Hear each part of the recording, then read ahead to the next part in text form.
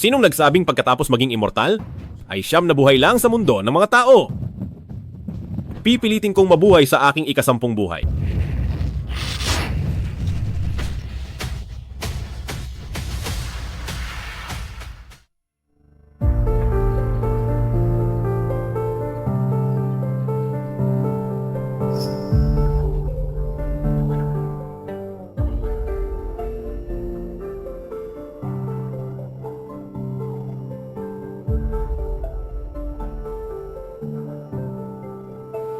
Tulungan niyo ako.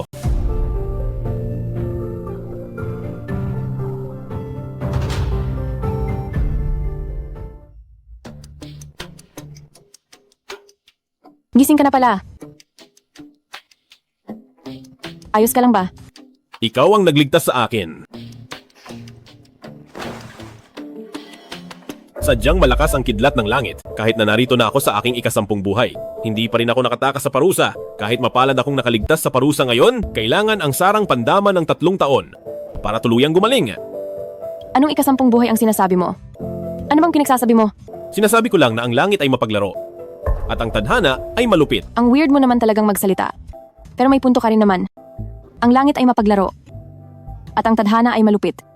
Siguro ang pilit na kasal at pilitin sa isang kasunduan na mapangasawa si Liming Yang ay tadhana ko na talaga. Mabuti ang kalooban ng babaeng ito. Kamukha niya ang isang dating kakilala, iniligtas pa niya ang buhay ko. Mapoprotektahan niya ako ng 3 taon. Mayroon akong paraan na hindi lang makakatulong sa iyo para hindi ka napilitin ng pamilya mo na magpakasal, kundi magbibigay rin sa iyo ng swerte mo. Anong paraan?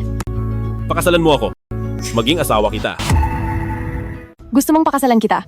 Ngayong malubha ang sugat ko, kailangang sarang pandama. Matulog ng 3 taon para gumaling, kaya pakasalan mo ako. Alagaan mo lang ako ng 3 taon. Pagkatapos ng 3 taon, magigising din ako. Sa loob ng 3 taong ito, gagamitin ko ang aking swerte para protektahan ang pamilya mo nang may ibayong lakas. Napakakaiba mo talagang tao. Sino ba ang sa unang pagkikita pa lang ay nag-aaya na agad magpakasal? Nakakapagtaka.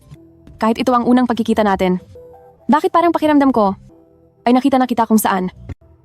Kaysa pakasalan ng masamang si Liming Yang, mas mabuti pang pumayag na akong pakasalan ka.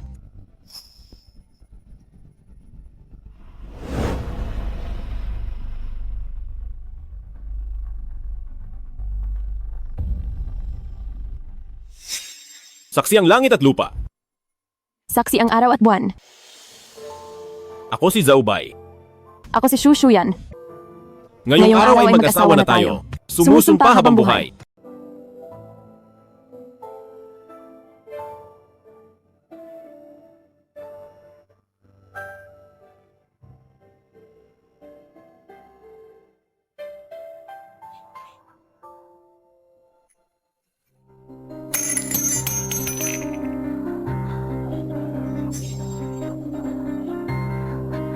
Tatlong taon. Hintay mo ako ng 3 taon. Sa aking paggising, ibibigay ko sa iyo ang buhay na marangya.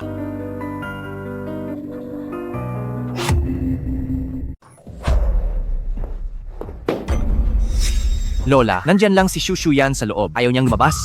Ngayon ang mahalagang araw ni Senyorito Wang Yanhui para pakasalan siya. Wala siyang magagawa kundi lumabas. Patawad, Zhao Bai. Mukhang hindi na kita maalagaan pa. Dahil ikakasal na ako sa iba. Patawad talaga, patawad. Kung hindi ko makukuha sa pamilya Wang ang $1 na kontratang ito, hindi lang malulugi ang pamilya Shu. Pati si Lola ay hindi ka natatanggapin. Para sa pamilya Shu, para sa iyo ay wala akong pagpipilian. Zhao Bai, kung magigising ka lang sana. Napakabuti sana niyon.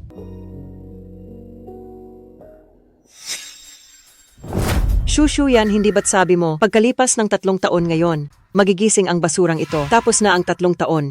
Bakit hindi pa rin siya gising? Lola, maaari po bang bigyan niyo pa ako ng oras? Shushu yan. 3 taon na ang nakalipas. Para lang kalabanin ako, pinakasalan mo ang parang gulay na ito.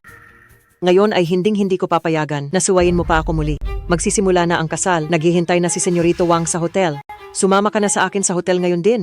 Kung hindi, ipapautos ko agad kay Xiaoji na tanggalin ang oxygen ng basurang ito at hayaan siyang mamatay sa harap mo ngayon din. Wag niyo pong tanggalin. Papayag na akong magpakasal. Pero Lola, kailangang mangako kayo sa akin. Basta't pakasalan ko si Wang Yanhui, hahayaan niyo si Zhou Bai na magpagaling. Hindi mo pa lugar sa bahay na ito. Naturuan ako sa dapat kong gawin. Tara na. Lola. Lola. Alis na. Lola.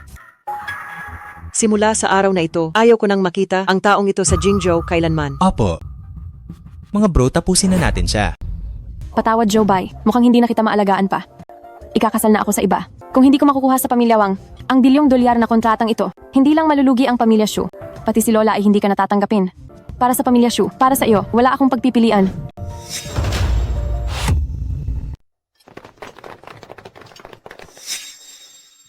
Gising na ang basurang to. Ano naman kung gising na? Siguradong patay siya ngayon. Sugod. Yeah. Mga langgam lang kayo at nagawa niyong galawin ang kataas-taasang immortal.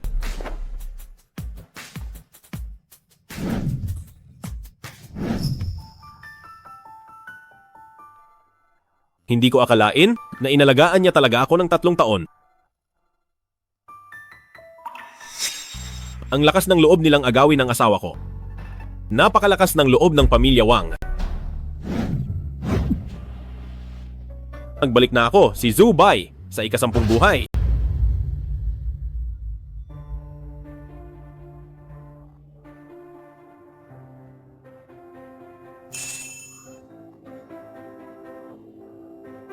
Kaluluway nagbalik na. 7 kaluluway buo na. Panginoon, nagpakita na siya. Panginoon, nagpakita na ang Panginoon. Ang guro. Ang ating kagalang-galang na guro ay narating na ang ika-10 buhay. Ipaalam sa lahat ng panig na sasalubungin ko ang guro sa gaganaping pagtitipon.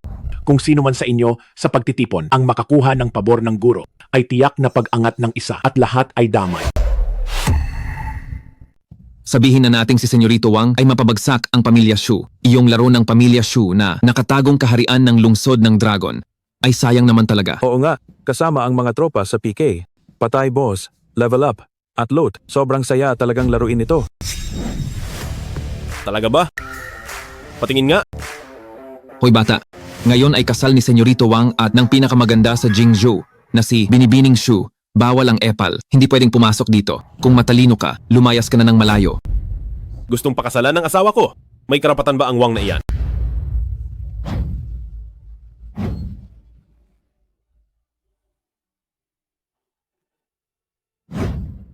Siya nga ang pinakamaganda sa Jingzhou. Ang mukha at katawan na iyan. Ang ganda ng aura niya talaga. Balita ko, kasal na itong si Binibining Shu at ang masaklap, ang napangasawa niya ay parang gulay na. Bakit ngayon ay... Iyong parang gulay na iyon. Hindi bagay kay Binibining Shu. Si Senyorito Wang ang para sa kanya. Hahaha Lola, sabi ni Senyorito Wang, kapag naikasal na siya kay Shu Shuyan, ang kontratang $1 billion ay ibibigay sa pamilya Shu. Hahaha, sa oras na iyon ang pamilya Shu ay tiyak na magiging tanyag na. Mabuti, mabuti. Itong si Shu Shuyan na pabigat. Ang pagpapakasal kay Senyorito Wang ay talagang tamang desisyon. Hehehe.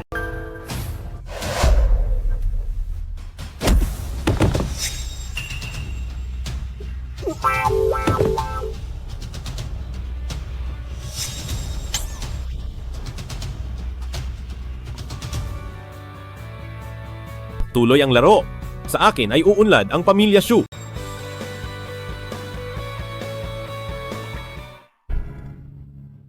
Shuyan, sinabi ko na sa iyo. Inalagaan mo ako ng 3 taon. Bibigyan kita ng buhay na marangya. Ngayon, oras na para tuparin ang pangako ko sa iyo. Lalaking ikakasal. Tinatanggap mo ba ang iyong babaeng ikakasal, si Binibining Shu Shuyan, bilang iyong legal na asawa? Sa hirap man o sa ginhawa at aalagaan siya habang buhay? Tinatanggap ko. Shu Shuyan. Nagtatago ka sa akin dahil sa isang parang gulay na huwag kang magpanggap na malinis. Ngayong gabi. At para sa babaeng ikakasal, tinatanggap mo ba ang iyong lalaking ikakasal, si Ginoong Wang Yanhui, bilang kanyang legal na asawa, sa hirap man o sa ginhawa na makasama siya habang buhay at hindi kailanman maghihiwalay? Hindi ako. Shu Shuyan. Pag-isipan mong mabuti. Ang pamilya Shu at ang lalaking parang gulay na iyon.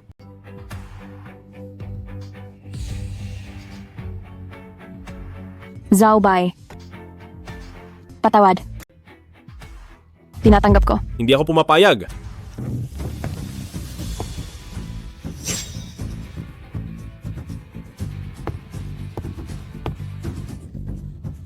Zaobay, gising ka na. Shuyan, pasensya na sa hirap nitong 3 taon. Pero huwag kang mag-alala. Simula ngayon, wala nang makakaapi sa iyo. Ito ang paralisadong manugang ng pamilya Shu. Gising na siya. Mapaghiganti si Senyorito Wang. Nangahas ang taong ito na agawin ang kasal niya. Patay siya. Matandang Doña Shu, hindi ba't sabi mo ay parang gulay na siya? Ano ang nangyayari? Huwag mag-alala, Senyorito Wang. Ang matandang ito ay magbibigay sa iyo ng kasiyasyang sagot. Lola, dahil gising na si Zaobay, baka pwedeng... Ang isang taong parang gulay sa loob ng 3 taon, kahit gising na ay basura pa rin. Lola, ito ay... Dahil gising na ka, pirmahan mo na ang kasunduang ito para si Shuyan ay makasal kay Senyorito Wang ng malinis. Matandang Donya, sigurado ka ba? Bakit? Gusto mo pa bang manatili sa pamilya Shu? Tama, pinapayuhan kita. Sumunod ka na lang ng maayos, makipagdiborsyo ka na kay Shu Shuyan agad-agad. Makasakaling palayain ka pa ni Senyorito Wang? Pamilya Wang ay walang halaga sa aking paningin. Isang basurang nakahiga sa kama. Sa loob ng 3 taon, nangangahas ka pang maliitin ang aking pamilya Wang? Ang pamilya Wang ay mayaman sa Jingzhou. Miyembro pa sila ng samahang komersyal ng Wanbao. Hawak nila ang Jingzhou at ang hindi mabilang na negosyo nito, samantalang ikaw ay umaasa lang sa pamilya Shu. Anong karapatan mong lumaban kay Senyorito Wang? Paulit-ulit mo akong tinatawag na basura. Sinasabing mas mababa ako sa pamilya Wang. Iyan ay dahil hindi mo alam ang aking pagkatao. Kung malalaman mo ang aking pagkatao, tiyak na igalang mo ako. Ano?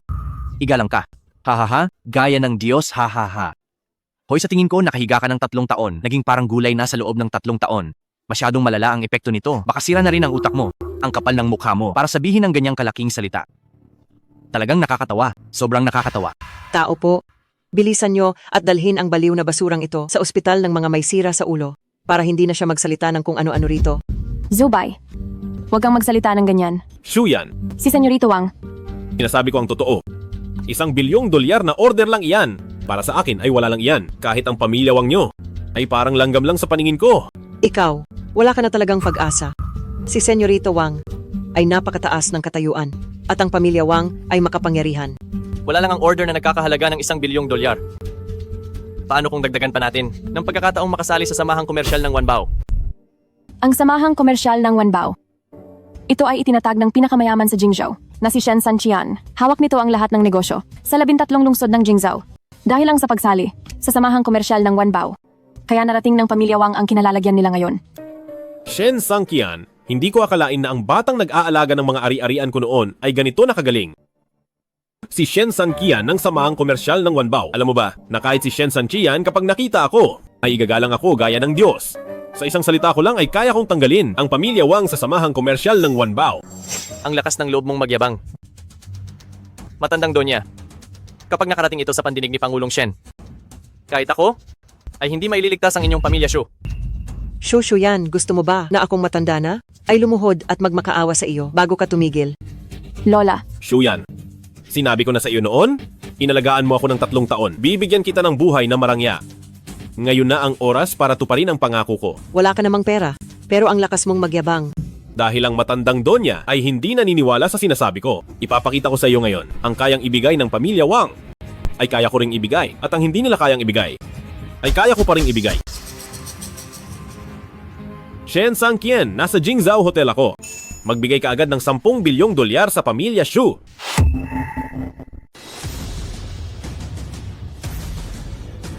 Ay naku, bakit ang taas ng damage nito? Teka, tatawag ako ng backup. Paluluhurin ko kayong lahat sa akin.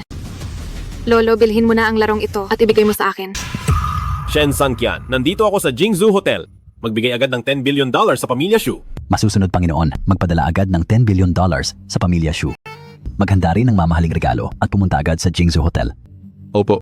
Lolo, ang pamilya Shen natin ay ang pinakamalaking pamilya sa Jingzhou. At kayo ang pinakamayaman sa Jingzhou na may hawak sa 13 lungsod ng Jingzhou at sa lahat ng mga negosyo rito. Sino ba talaga ang Panginoon na sinasabi niyo?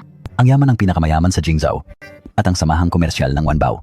Ang lahat ng ginagamit ni Lolo ngayon, ang lahat ng pera, posisyon at kayamanan ay galing lahat sa aking Panginoon. Alam mo na ba ngayon kung gaano siya kahalaga sa akin? Ang $10 billion para sa pamilya Su ay darating sa loob ng 5 minutes. Ang sasakyan ay... Tara na. Hahaha, $10 billion, alam mo ba kung gaano kalaki iyon? Nakakatawa talaga ang basurang ito. Ha ha ha. Akala mo ba si Pangulong Shen ay tauhan mo lang? Ha, susunod ba siya sa lahat ng utos mo?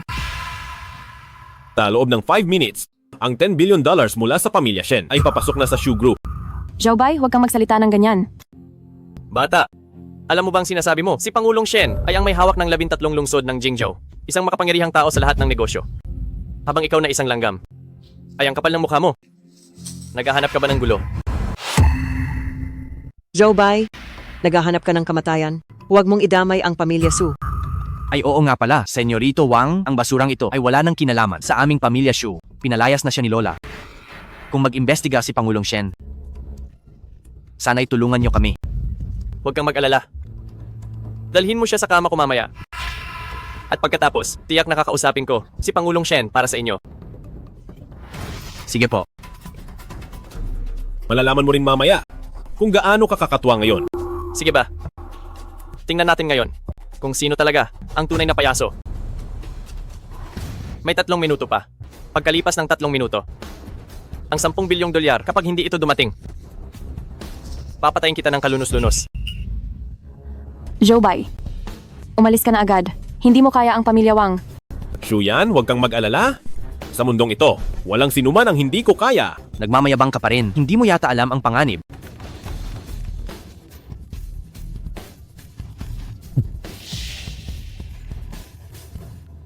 Yung sa pananalapi ng kumpanya. Tagapamahala ng pananalapi.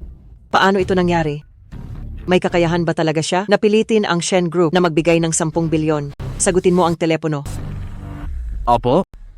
Lola, ang ating kumpanya ay nakatanggap mula sa Shen Group ng $10 bilyong. Matandang Donya, tiyak na may pagkakamali rito. Ang $10 bilyong na puhunan, kahit ang aming pamilya Wang, ay hindi kayang maglabas niyan. Lalo na ang basurang ito. Hindi kaya si Pangulong Shen, alam na si Senyorito Wang ngayon, ay ikakasal sa aming si Shuyan, kaya sadyang nagbigay ng malaking regalo sa pamilya Shu. Oo, tama. Ganoon nga iyon? Hindi ba, Senyorito Wang? Siyempre, bukod sa pamilya Wang, sa buong Jingzhou, sino pa ang may kakayahang ganyan? Napakakahangalan. Narito na si Pangulong Shen ng Samahang Komersyal ng Wanbao.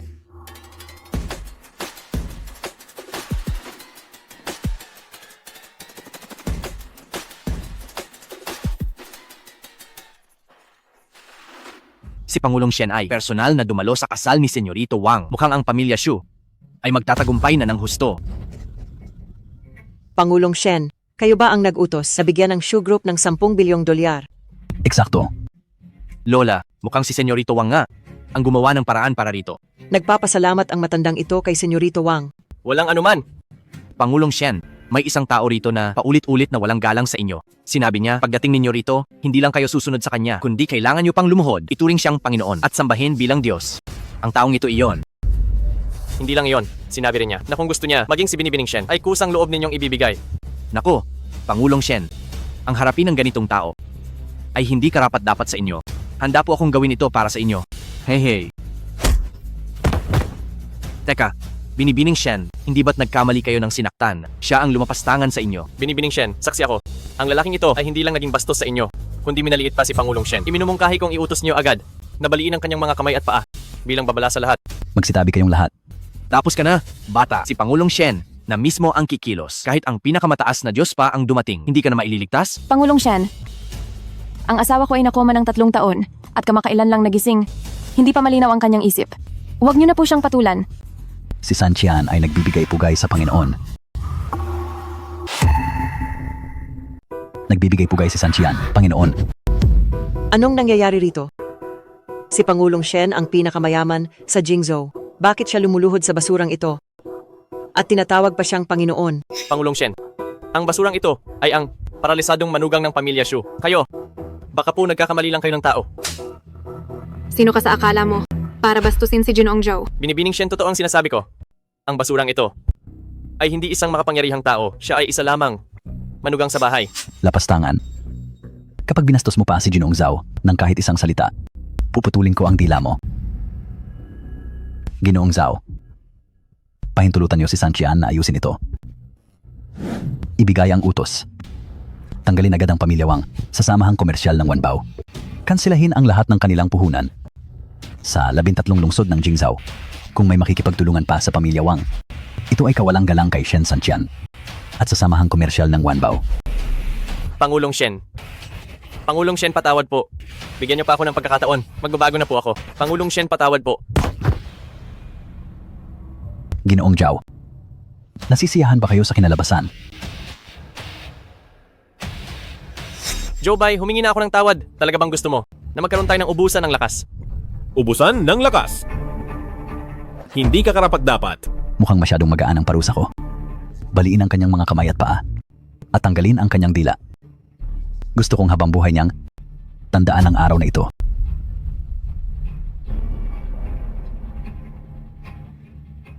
Sino ang gustong bumali sa mga paa at kamay ng anak ko at kukuha pa sa kanyang dila?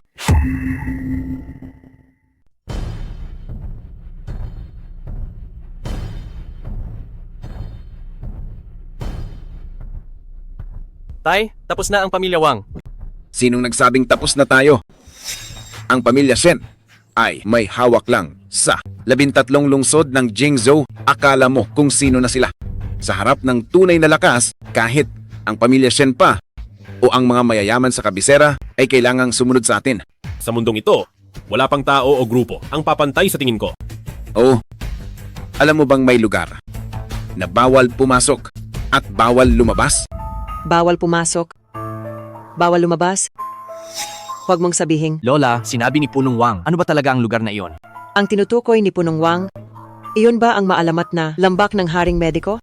May alam ka pala. Maraming taon ang ginugol ko at maraming pagod at pera para mahanap ang lambak at pumasok sa kanilang grupo bilang alagad sa mundo. Ano? Alagad sa mundo? Ang pamilya Wang ay magiging parang kinatawan sa mundo? Mabuti at may alam ka. Kung ganoon ang pamilya Wang, ay yayaman na ng husto? Higit pa sa pagyaman, ang 13 lungsod ng Jingzhou ay mapapasakamay na natin. Ang pagiging pinakamayaman sa Jingzhou ay mapupunta na sa atin. Itong lambak ng Haring Mediko, anong klaseng lugar ito? Ang lambak ng Haring Mediko ay itinatag ni Haring Mediko Li Changqing. Sinasabing ang kamahalang Haring Mediko ay may kakayahang buhay muli ang mga patay. Kahit ang mga mayayamang pamilya sa kabisera ay may malaking respeto sa kanya. Nag-aalok sila ng $10,000 para lang magkaroon ng pagkakataon na matulungan sila ng Haring Mediko. Kawili-wili? Sino ang mag-aakalang ang dating katulong sa medisina sa tabi ko ay lalaki ng ganito? Joe Bai, kahit na kilala mo si Shen Santian, ano ngayon? Nasa likod ng pamilya Wang ang lambak ng Haring Mediko. Paano ka lalaban sa akin? Paano ka lalaban sa pamilya Wang? Mas mabuting umasa sa sarili. Ako na ngayon ay isang alagad sa mundo ng lambak at kinatawan ng Haring Mediko sa mundo.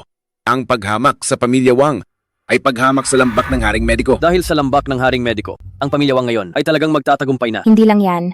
Hawak nila ang sining ng buhay at patay. Si Punong Wang ay isa ring alagad sa mundo. Kaya sa mga susunod na araw, ang mga opisyal na hihingi ng tulong ay siguradong pipila sa pintuan ng pamilya Wang. Ibig bang sabihin ang buong 13 lungsod ng Jingzhou ay kailangang sumunod na sa pamilya Wang? Ha. Bata, ikaw ba ang nagsabing babaliin mo ang mga kamay at paa ng anak ko at puputulin ang dila niya? Ikaw nga ba yon? Punong Wang, wag mo na sanang patulan si Joe Bai. Isang hamak na alagad sa mundo lang at nagagawa mo pang sumigaw sa harap ko. Bata, nangangahas ka bang hamakin ng lambak? Kahit ang nagtatag ng bus, lambak na si Li Changqing. Sa paningin ko ay nakatikim lang ng ilang gamot at bahagyang may alam. Isa lang siyang baguhan sa medisina.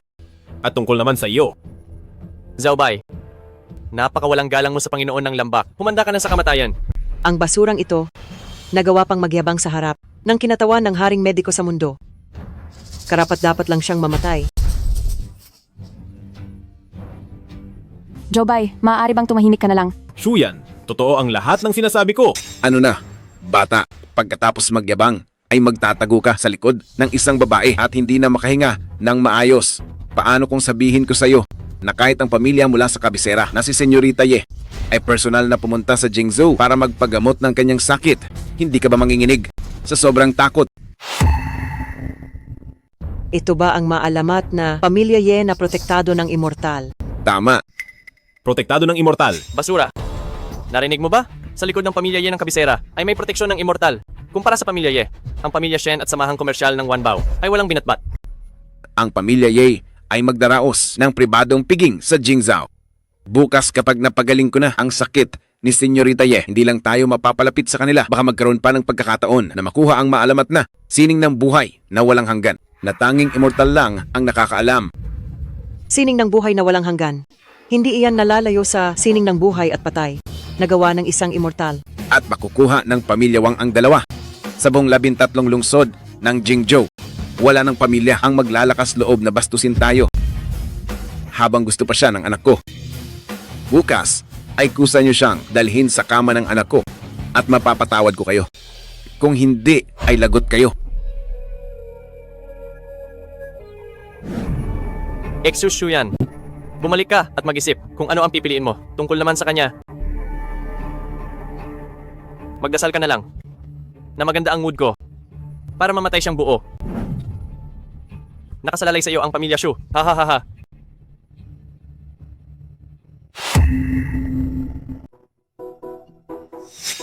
Zhao Bai, umalis ka na ng Jingzhou ngayong gabi. Kahit saan ka pa pumunta, huwag ka nang babalik kailanman. Sa tingin ba niya makakatakas siya? Shushu yan kung ayaw mong mapahamak ang pamilya Shu. Layuan mo ang basurang iyan. Humingi ka agad ng tawad kay Senyorito Wang. Sumama ka sa akin. Bilisan mo.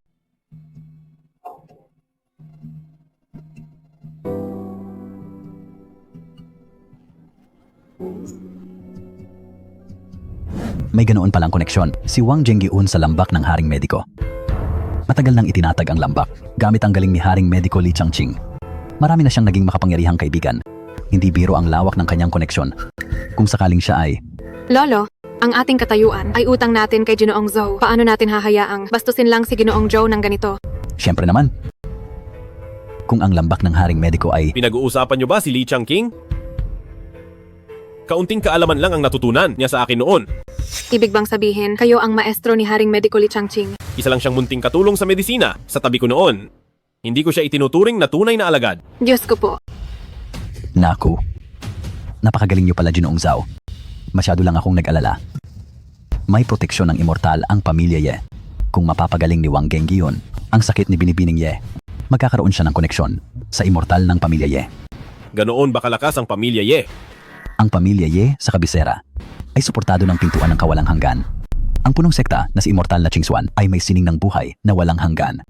Taglay niya ang kapangyarihan ng immortal. Ginoo kayo ay... Si immortal na Qingxuan ay si Munting Xuan lang. Ginoong Zhou, bakit po kayo tumatawa? Kilala niyo po ba si immortal na Qingxuan? Ang tinatawag ninyong immortal na Qingxuan ay isa lamang munting alagad ng tao sa tabi ko noon.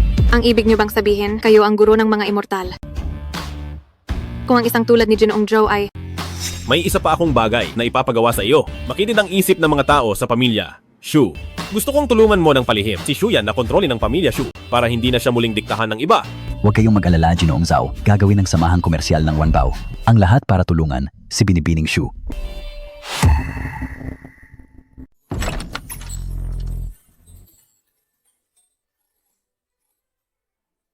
Ito ba ang lakas ng siglong pamilya sa kabisera? Isang maliit na pribadong piging, ngunit nagtipon ng maraming makapangyarihan sa Jingzhou. Siyempre naman, ang pamilya Ye ay isang siglong pamilya na may proteksyon pa ng immortal. Kung magagawa ni Punong Wang na mapagaling ang sakit ni Senyorita Ye sa mga susunod na araw sa kabisera, lahat ng magustuhan ng pamilya Wang ay mapupunta sa pamilya Wang. Kahit ang barya na mahulog sa langit ay dapat maging pag-aari ng Wang. Shushu yan, isa lang ang misyon mo ngayong gabi. Samahan mo ng mabuti si Senyorito Wang. Kapag kumapit ang pamilya Wang sa pamilya Ye, tiyak na tataas ang ating antas. Sa katayuan pa lang ni Senyorito Wang, di hamak na mas higit siya sa basurang yan ng 1,000 o 10,000 beses. Talagang matalas ang mata ng matandang donya. Oh, Senyorito Wang. Zhu Shuyan, anong ginagawa mo? Bilisan mo at samahan si Senyorito Wang. Ay.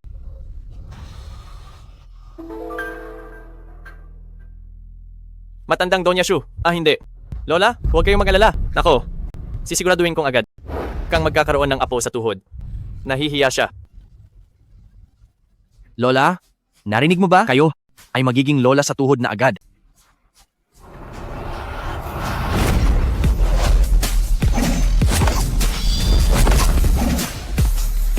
Wang Yanhui, talagang hindi ka na nagbago. Ah.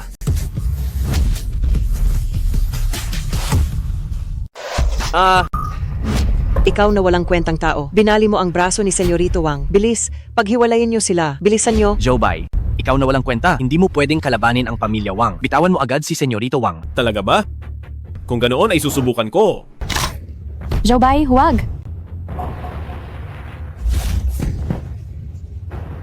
Kapag muli mong inapi ang asawa ko, papatayin kita.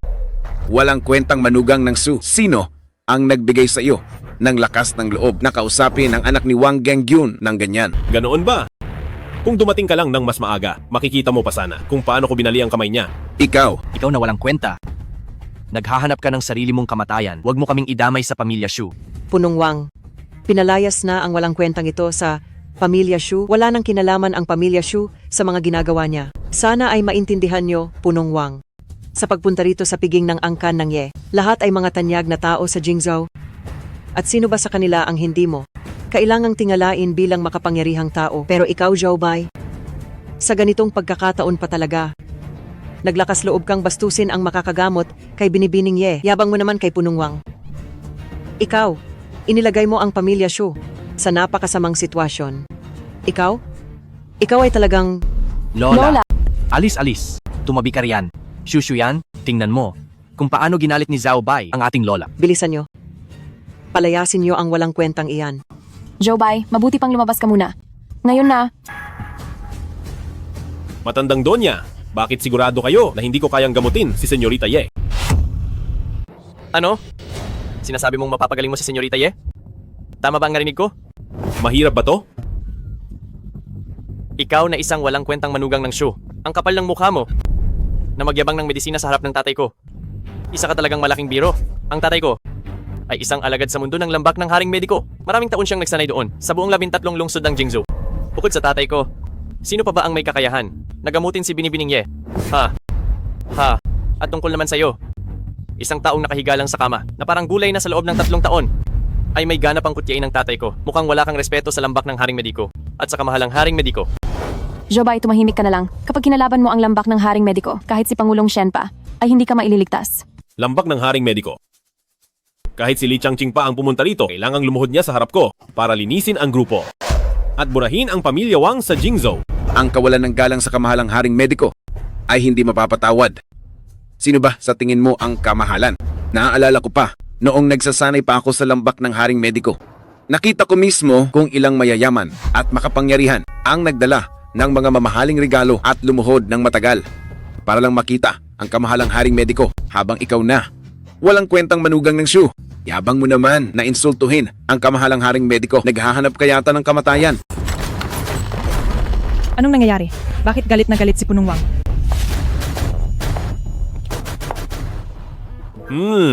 Kulam sa puso. Napakasamang paraan nito. Binibining Ye, kinuwestiyon muna niya ang galing ng tatay ko. Tapos ay binastos ang kamahalang haring mediko. Sinabi pa niya, napaluluhurin niya ang kamahalang haring mediko. Wala talaga siyang galang. Paalisin na sana namin. Siya rito ngayon din. Si Punong Wang, ang kinatawan ng lambak sa mundo ng mga tao. At isa ring alagad sa mundo ng lambak. Naghanda ako ng piging dito sa Jingzhou para sana hilingin kay Punong Wang.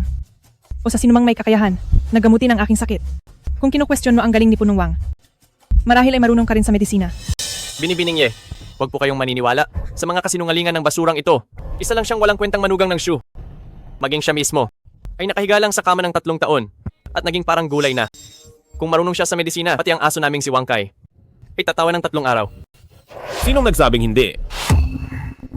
Bata, wala rito si Binibining Ye kanina, kaya ayos lang na magpanggap ka. Pero ngayong narito na siya, nagagawa mo pa rin magkunwari. Talaga bang wala kang galang sa kanya at sa pamilya Ye? Kung talagang marunong ka sa medisina, bakit hindi mo ilarawan ang sakit ko?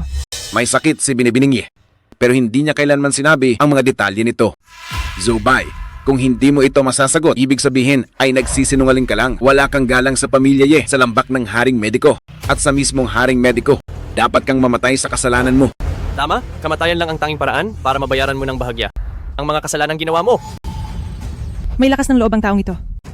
Ang hindi ko lang alam, kung may kakayahan ba talaga siya o nagpapakitang gilas lang. Jobay, kaya mo ba talaga ito? Isa lang siyang inutil. Ano ang makikita niya? Binibining Ye, hindi ba't madalas ay sumasakit ang iyong dibdib. At sa tuwing aatake ito, ay sobrang hapdi at hirap na parang gusto mo nang mamatay. Binibining Ye, tama ba ang sinabi ni Jobay? Oo. Sinwerte lang ang hangal na iyan. Nakachamba lang siya ng kaunti. Akala niya ay magaling na siya. Hindi biro ang paggamot sa tao kapag nagkamali at nagkagulo. Mapapahamak lang ang lahat. Tama. Inutil. Alam mo ba kung paano gagamutin? Para sa kanya, baka imposible itong gawin. Pero para sa akin, napakadali lang nito. Napakadali lang. Ang paggamot sa tao ay hindi laro ng bata. Hindi sapat ang swerte lang. Kapag nagkamali, may mamamatay. Si Binibining Ye ay mahalaga. Paano ka hahayaan ng isang hamak? Nagamutin siya? Paano kung magkamali? Kaya mo ba talaga? Kung puro ka lang salita. Huwag mo akong sisisihin. Kung hindi ko igalang si Binibining Shu, Binibining Ye, napakahalaga nyo. Paano kung...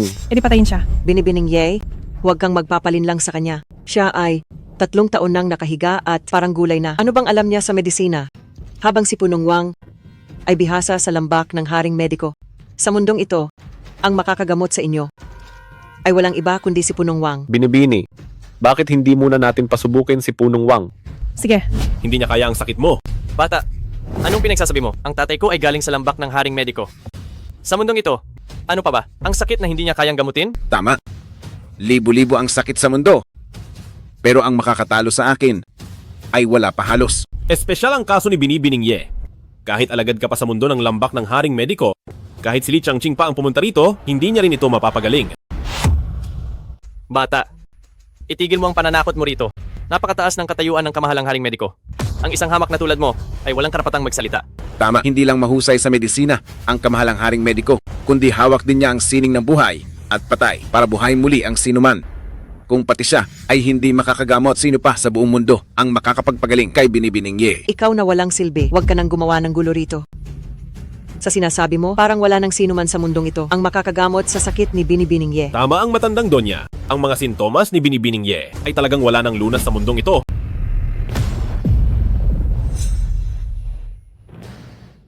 Ito ang amo ng angka ng Nangong, si Nangong Jue. Ang angka ng Nangong ay hindi pa huhuli sa pamilya Ye. Siya, anong ginagawa niya rito? Oh, Ching Cheng. Matagal na tayong hindi nagkita. Nangong Jue, bakit ka napunta rito sa Jingzhou? Nabalitaan kong nagpunta ka sa Jingzhou para magpagamot. Kaya naman, nagmadali akong pumunta rito. Itong si Dakilang Manggagamot Zhu ay pinaghirapan kong imbitahan mula sa lambak ng haring mediko. Kung siya ang gagamot, siguradong gagaling ka agad. Nagbibigay pugay po, Binibini. Lambak ng haring mediko na naman. Nalaman ko na ang Punong Wang ng Jingzhou ay nag-aral ng medisina doon. Kaya pumunta ako rito para magpagamot. Hamak na maliit na pamilya lang ang pamilya Wang ng Jingzhou. May disipulo pala ng lambak ng haring mediko rito. Bakit hindi ko alam yun? Dakilang Manggagamot Zhu, nagkaroon po ako ng pagkakataon doon na maging apprentice na tagakuha ng gamot. Kaya masasabing, Apprentice na tagakuha ng gamot? Hindi ba't isa lang yung alipin o utusan? Isang utusan lang. Tapos naglalakas loob pang gamitin ang pangalan nila. Para manloko rito? Hindi ko po magagawa yon. Patawad po. Kapag may nangyaring masama kay Ching Cheng, ilang buhay ba ang ibabayad ng pamilya Wang nyo? Hindi ko po sinasadya. Patawad po. Umalis na kayo sa harap ko ngayon din. Layas. Kung hindi, buburahin ko ang pamilya Wang nyo sa buong Jingzhou. Salamat, Senyorito Nangong. Salamat po. Tara na, bilis. Ching Cheng, natatandaan kong sinabi ng Punong Ye na kapag may nakagamot sa sakit mo, bibigyan sila ng pamilya Ye ng slot para sa pagtitipon. Nandito ka nga talaga, para sa pagtitipon. Anong pagtitipon ba ito? Teka lang, Lola. Ano ba itong pagtitipon? Ang pagtitipon ay mula sa pinakamalakas na pintuan ng kawalang hanggan na ginagawa tuwing 10 taon para sa mga pinakamagagaling na tao na mapipili ng pintuan ng kawalang hanggan upang makapasok doon at pag-aralan ang sining ng buhay na walang hanggan. Ang salitang pagtitipon ay nagmula mismo rito. Ayos ka, matandang Donya. Marami ka palang alam. Pero huli ka na sa balita. Sa pagtitipon na ito, bukod sa pagpili ng henyo, may isang makapangyarihang tao na darating ngayong araw. Makapangyarihang tao. Sino ang karapat-dapat tawaging ganyan ng isang senyorito Nangong? Tungkol diyan, hindi mo na kailangang malaman. Ang dapat mo lang malaman ay kung sino ang magugustuhan niya ay agad na magtatagumpay. Ito ang tunay na pag-angat ng isa at lahat ay damay. Kaya pala ang pamilya Wang at senyorito Nangong ay ginagawa ang lahat para kay Binibining Ye. Hindi ko akalain na ang pamilya Ye ay gagamit ng slot sa pagtitipon bilang bayad. Ako naman ay nakakuha na ng slot para sa pagtitipon na ito. Pumunta ako rito para lang kay Ching Cheng. Senyorito Nangong, dahil naimbitahan niyo mula sa lambak si Dakilang Manggagamot Zhu, Siguradong gagaling si Binibining Ye. Baka naman po maaari ninyong ibigay ang isa pang slot sa pagtitipon sa aming Pamilya Shu. Ibibigay sa pamilya Shu nyo? Opo, total may isa pa naman kayong slot. Dahil sa galing ninyong mambola sa akin. Maaari ko itong ibigay sa inyo. Pero ang slot na ito ay napakahalaga, kaya hindi ito libre. Pero,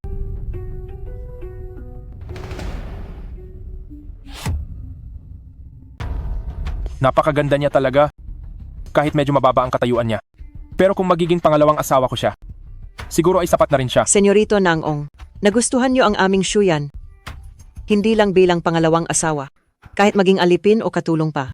Isang malaking karangalan iyon para sa kanya. Senyorito Nangong, may asawa na po ako. Senyorito Nangong, huwag niyo siyang pakinggan.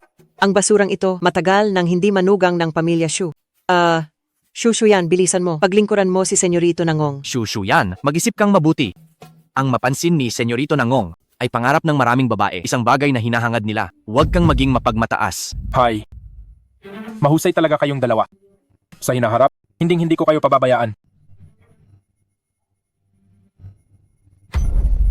Alisin mo ang marumi mong kamay. Tingin ko ang slot sa pagtitipon ay ayaw nyo na yatang makuha. Ikaw na basurang lalaki. Hindi mo pa ba sapat na napahamak ang aming Shuyan? Matandang donya, ang ibigay si Shuyan sa kanya ay parang pagtulak sa kanya sa impyerno. Senyorito Nangong, hindi niyo po alam na ang taong ito na walang alam sa medisina ay pinilit gamutin si Senyorita Ye at sinabi pa niya na ang sakit ni Senyorita Ye ay walang makakagamot at wala ng lunas. Ang lakas ng loob mong mandaya rito. Sino ka sa akala mo? Ako ang tinatawag mong makapangyarihang tao. Walang ito. Basura, baliw ka na talaga. Ang makapangyarihang tao na pinili ni Senyorito Nangong ay isang nilalang na higit sa lahat. Anong karapatan mong magpanggap bilang siya? Kahit ang aming pamilya Nangong at ang pamilya Ye sa mata ng makapangyarihang tao na iyon ay walang halaga. Ang isang langgam na tulad mo, mukhang gusto mo nang mamatay. Hindi lang iyon, Senyorito Nangong. Sinabi rin niya na kahit si Haring Medico Li Changqing mismo ay hindi mapapagaling ang Senyorita Ye. Akala ko ay isa kang hamak na manloloko pero hindi ko inaasahan na isa ka palang baliw. Hahaha. Itong si Dakilang Manggagamot Zhu ay alagad ng kamahalang Haring Mediko. Nakuha niya ang tunay na turo, pati na ang sining ng buhay at patay. Tama. Hanggat narito ako, masisiguro kong ligtas si Binibining Ye. Kahit si Li Changqing ay hindi masabi na bihasa siya sa sining ng buhay at patay. Tapos ikaw ay nagmamayabang. Kahit hindi ko pa nakuha ang lahat ng turo ng aking guro, ang paggamot sa sakit ni Binibining Ye ay madali lang para sa akin. Bakit ka tumatawa? Pinagtatawanan ko ang iyong kamangmangan, ang iyong kawalang alam, ang iyong pagiging hangal na parang baboy, at ang iyong pagbaliwala sa buhay. Ang lakas ng loob mong bastusin ng Dakilang Manggagamot Zhu. Huwag lang siya. Kahit si Li Changqing ay mumurahin ko. Nangahas kang insultuhin ang aking guro. Gusto mo na bang mamatay? Naniniwala ka ba? Sa isang salita ko lang, ay mapapaluhod ko ang mataas na Haring Mediko Li Changqing nang maayos sa harap ko at kikilalanin akong Panginoon.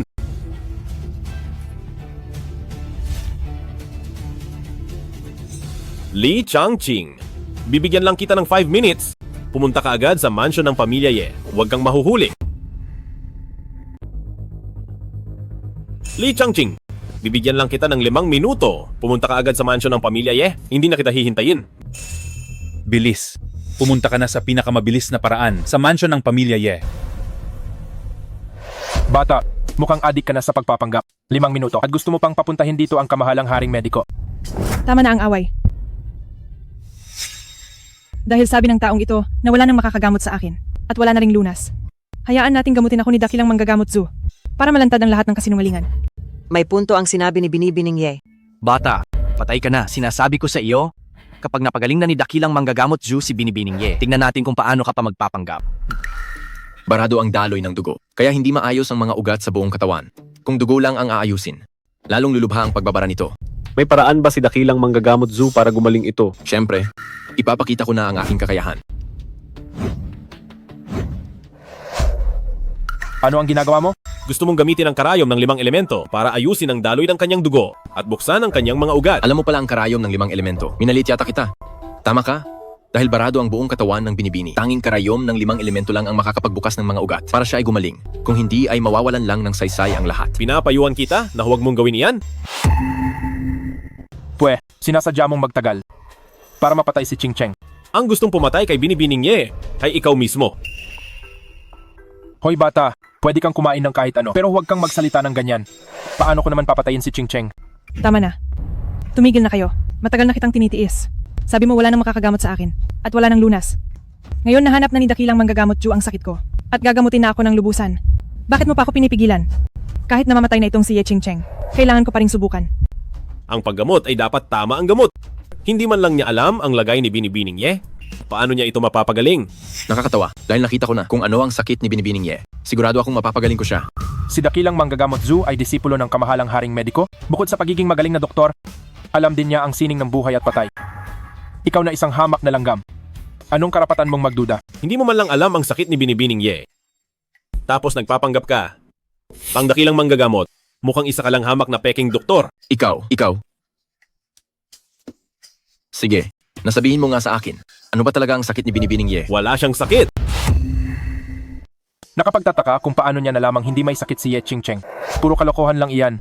Kung hindi naman pala may sakit si Ching Cheng, bakit pa siya mag-aabala ng ganito at magbibigay pa ng isang slot para sa pagtitipon? Naglakbay ng malayo si Senyorita Ye patungong Jingzhou para magpagamot tapos sasabihin mong hindi siya may sakit. Ching Cheng, kung wala namang totoong galing ang taong ito, ayos lang sana yon. Pero nagkakalat pa siya ng kung ano-anong kasinungalingan. Sa tingin ko nga, dapat lang nabaliin ang kanyang mga kamay at paa nang tuluyan na siyang mapilay. Bunutin ang kanyang dila mula sa ugat para hindi na siya muling makapagsalita. Jobay, paulit-ulit mong sinisiraan ng ibang tao. Hinihiya mo si Dakilang Manggagamot Zu at ang kamahalang haring mediko. Noong una iniisip ko na, nag-aalala ka lang sa aking kalagayan, kaya hindi ko na pinansin. Pero paulit-ulit mo nang, pinipigilan si Dakilang Manggagamot Zu na gamutin ako. At ngayon ay sinasabi mo pang, wala akong sakit na isang malaking kalokohan. Ako ay... Ay, Binibining Ye, mag-ingat ka. Binibining Shu, hindi mabuting tao si Jobay. Pinapayuhan kitang lumayo sa kanya. Ako. Nasabi ko na, ang lahat ng dapat kong sabihin, nasa sa inyo na kung maniniwala kayo, kung may mangyaring masama kay Binibining Ye, lahat kayo ay magiging kasabwat. Mga mamamatay taong walang awa sa buhay. Nakikiusap po kami, Dakilang Manggagamot Zu, na pagalingin ang sakit ng aming senyorita. Nakikiusap po ako, Dakilang Manggagamot Zu. Sige. Huwag mong sabihing hindi kita binalaan. Iisa lang ang buhay natin. Kapag may mangyaring masama kay Binibining Ye, hindi lang siya ang mamamatay, kundi mananagot ka rin sa mangyayari. Ngayon, ay ipapakita ko sa iyo na may mas magaling pa sa iyo at may mas mataas pa sa kinalalagyan mo.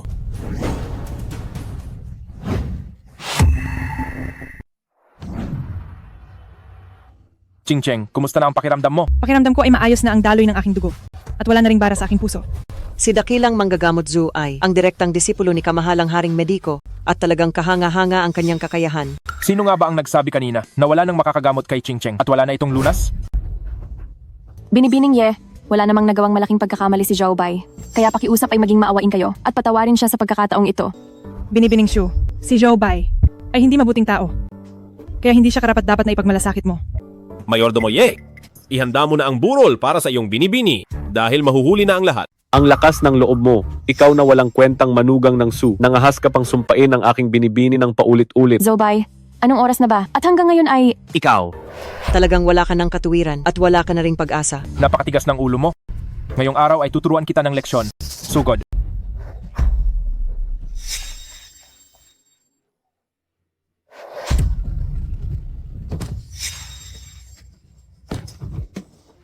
Mukhang marunong ka lumaban, pero minalas ka dahil ako ang nakatapat mo? Kung hindi nagkakamali ang matandang ito, ang pamilya Nangong ay isang pamilya ng mga mandirigma at si Punong Nangong ay isang kilalang eksperto. Gaya ng sabi nila, ang anak ng tigre ay tigre rin, kaya si Senyorito Nangong ay isa ring maestro ng martial arts. Ano? Maestro ng martial arts? Tama iyan. Matagal na akong maestro ng martial arts. Sa mundong ito, ako ay walang kapantay. May galing ka rin naman pala, pero sa aking paningin, wala kang kwenta. Mamatay ka na? Ikaw lang ba? Kailan pa naging ganito kalakas ang basurang ito? Hindi, paano ito nangyari? Hindi ba maestro ng martial arts si Senyorito Nangong? Zubay, kahit may kaunting galing ka, ito ay pribadong piging ng pamilya Ye. Hindi ko hahayaang paulit-ulit kang gumawa ng gulo rito. Huwag kang magkamali. Malaki ang respeto ko sa mga malapit ng mamatay. Anong ibig mong sabihin? 3? Ikaw, anong pakulo na naman ang ginagawa mo basurang ito? 2. Ang iyong mga laro ay nabisto na namin kahit gaano ka pa kagaling lumaban. Hindi ka palalampasin ng lambak ng haring mediko. Binibining Ye, maayos na ang iyong paghinga at malakas na ang iyong pulso. Siguradong halos magaling ka na. Joe, bye. Huwag mong isiping matatakot ako. Ako si Ye Ching Cheng ay hindi rin. 1. Tapos ka na magbilang. Tingnan natin kung ano ang gagawin mo. Binibining niya. Bakit nangyayari ito sa kanya? Humihina na ng humihina ang kanyang paghinga. Dakilang manggagamot Zoo, hindi ba't sabi mo ay magaling na ang aming binibini? Papaanong nangyari ito? Ginamit ko na ang karayom ng 5 elemento para buksan ang lahat ng daluyan ng enerhiya ni Binibining Ye. Matagal ko nang sinabi na walang sakit si Binibining Ye, pero hindi kayo naniwala. Hindi ko talaga maintindihan. Li Changqing, kung paano nakuha ang isang tulad mo na walang kwentang manggagamot bilang disipulo. Kalokohan. Kung hindi sakit ang nararamdaman ni Binibining Ye, ano yon? Kulam. At ito ang pinakamalupit na kulam sa puso. Ano ba itong kulam sa puso na ito? Anong kulam sa puso? Sa tingin ko ay naggagawa-gawa ka lang ng kwento? Hoy! Ikaw na walang kwenta. Sa ganitong oras pa talaga, nagsasalita ka pa ng kung ano-ano. Anong kulam sa puso? Masyado ka na sigurong nakabasa ng mga kwentong pantasya. Jobai, ganito na ang sitwasyon. Huwag ka na munang magsalita ng ganyan. Dakilang manggagamot Zoo, ano na ang gagawin natin ngayon? Oo nga, dakilang manggagamot, Ju. Mag-isip ka naman ng paraan. Nawawala na ang buhay ni Binibining Ye at tumigil na ang kanyang puso. Kahit ako ay wala ng pag-asa. Maliban na lang kung ang aking guro mismo ang kikilos. Guro, narito na tayo sa mansyon ng pamilya Ye. Tama, dito nga iyon. Narito ang Panginoon. Li Changqing. Kahit dumating pa siya, ay wala ring silbi. Kalokohan mo. Ang guro ay may hawak ng sining ng buhay at patay. May kapangyarihang higit sa langit. Ang haring mediko ng lambak, narito na si Li Changqing.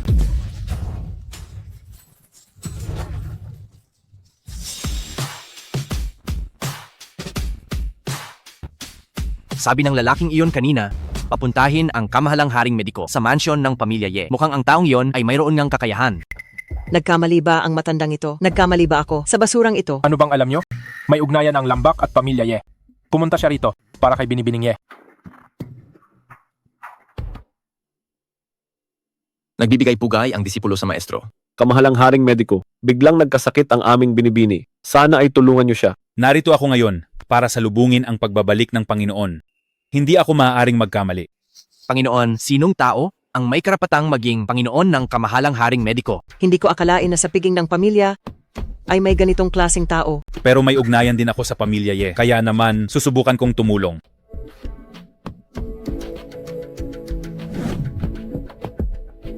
Wala nang hininga ang senyorita Ye. Maililigtas pa ba siya? Kapag ang kamahalang haring mediko ang kumilos, kahit may mangyari pa kay Binibining Ye, ay kaya niya itong buhayin muli. Kamahalang haring mediko ang aming binibini. Wala na siyang buhay, wala na ring pulso. Tama nga ang hula niya. Hindi nga ba talaga may sakit si Binibining Ye? Ito ay kulam sa puso. Anong klaseng kulam? Ang sinasabi niyo ay ang pinakamalupit na kulam sa puso. Kamahalang haring mediko, kayo ay dakilang manggagamot. Siguradong mapapagaling nyo ang sakit ng aming binibini, di ba?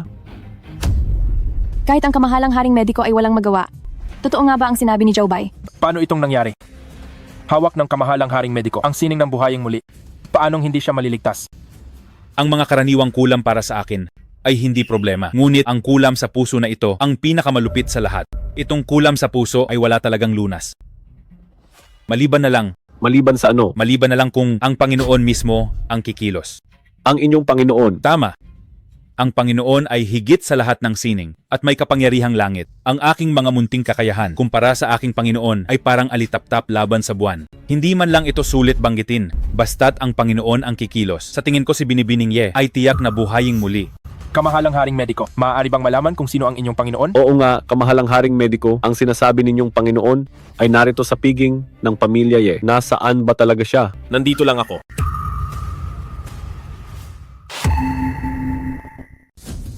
Nandito lang ako. Ikaw na basura ka? Nandito na ang kamahalang haring mediko? Nagpapanggap ka pa rin? Gusto mo bang mamatay? Kamahalang haring mediko, ang taong ito ay masyadong mayabang. Minaliit niya kayo at ang lambak ng haring mediko, sinabing walang kwenta ang inyong medisina, gusto niyang paluhurin kayo at kilalanin siyang Panginoon.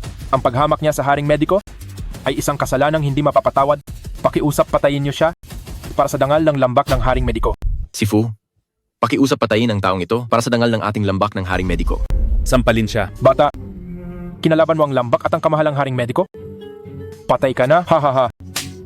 Teka. Dalawa kong junior. Nagkakamali ba kayo? Dapat siyang sinasampal nyo? Tama ka, mahalang haring mediko. May mali ba rito? Bilang batang pinuno ng Ngong, tinitiyak ko na totoo ang bawat salitang sinabi ko. Kamahalang haring mediko, mapapatunayan ko na ang sinabi ni na Dakilang Manggagamot Zoo at Senyorito Nangong ay pawang katotohanan. Mungkahi ko po na putulin ang mga binti ng basurang ito, pati na rin ang kanyang mga kamay at bunutin ang kanyang dila bilang babala sa lahat para malaman niya ang bagsik ng lambak ng haring mediko. Sigurado ka bang gusto mo itong gawin? Siyempre sigurado ako, hindi dapat makatakas ang nagkasala sa lambak ng haring mediko. Sampalin siyang muli. Ha? Ano ito? Kakamahalang haring mediko. Huli na nang dumating si Changqing. Parusahan niyo po ako, Panginoon. Hindi ba nagkakamali ang matandang ito? Kamahalang haring mediko, bakit ka biglang lumuhod sa basurang iyan at tinawag siyang Panginoon? Ikaw pala ang tinutukoy ni Lola na makapangyarihang tao sa mundo. Zhao Bai, gaano pa ba karaming sorpresa ang ibibigay mo? Paano itong nangyari? Ang walang kwentang manugang ng Shu na ito ay ang Panginoon pala ng kamahalang haring mediko. Siya pala ang Panginoon ng aking guro. Paano mangyayari iyon? Ilang taon na ang lambak ng haring mediko. Ang bata pa niya. Paano siya naging Panginoon ng kamahalang haring mediko? Tumayo ka na. Opo, Panginoon. Ang kapangyarihan ng Panginoon ay hindi kayang isipin ng mga ordinaryong tao. Ginoong Zhou, patawad sa aking pagkabulag. Pakiusap, kalimutan ang nakaraan at iligtas ang aming binibini. Panginoon, ang binibini ay tinamaan ng pinakamalupit na kulam sa puso. Patawarin ang aking kahinaan. Nandito ako. Hindi siya mamamatay.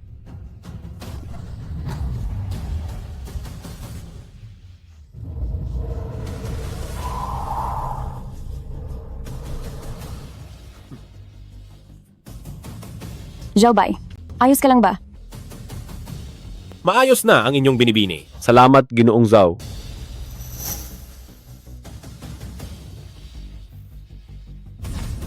Zhao Bai, mag-ingat ka.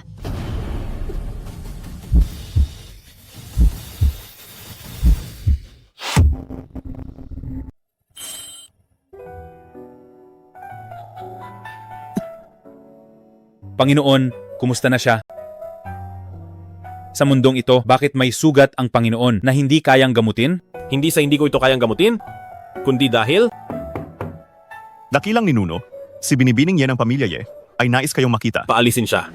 Ngunit sabi ni Binibining Ye, may paraan siya para iligtas si Binibining Shu.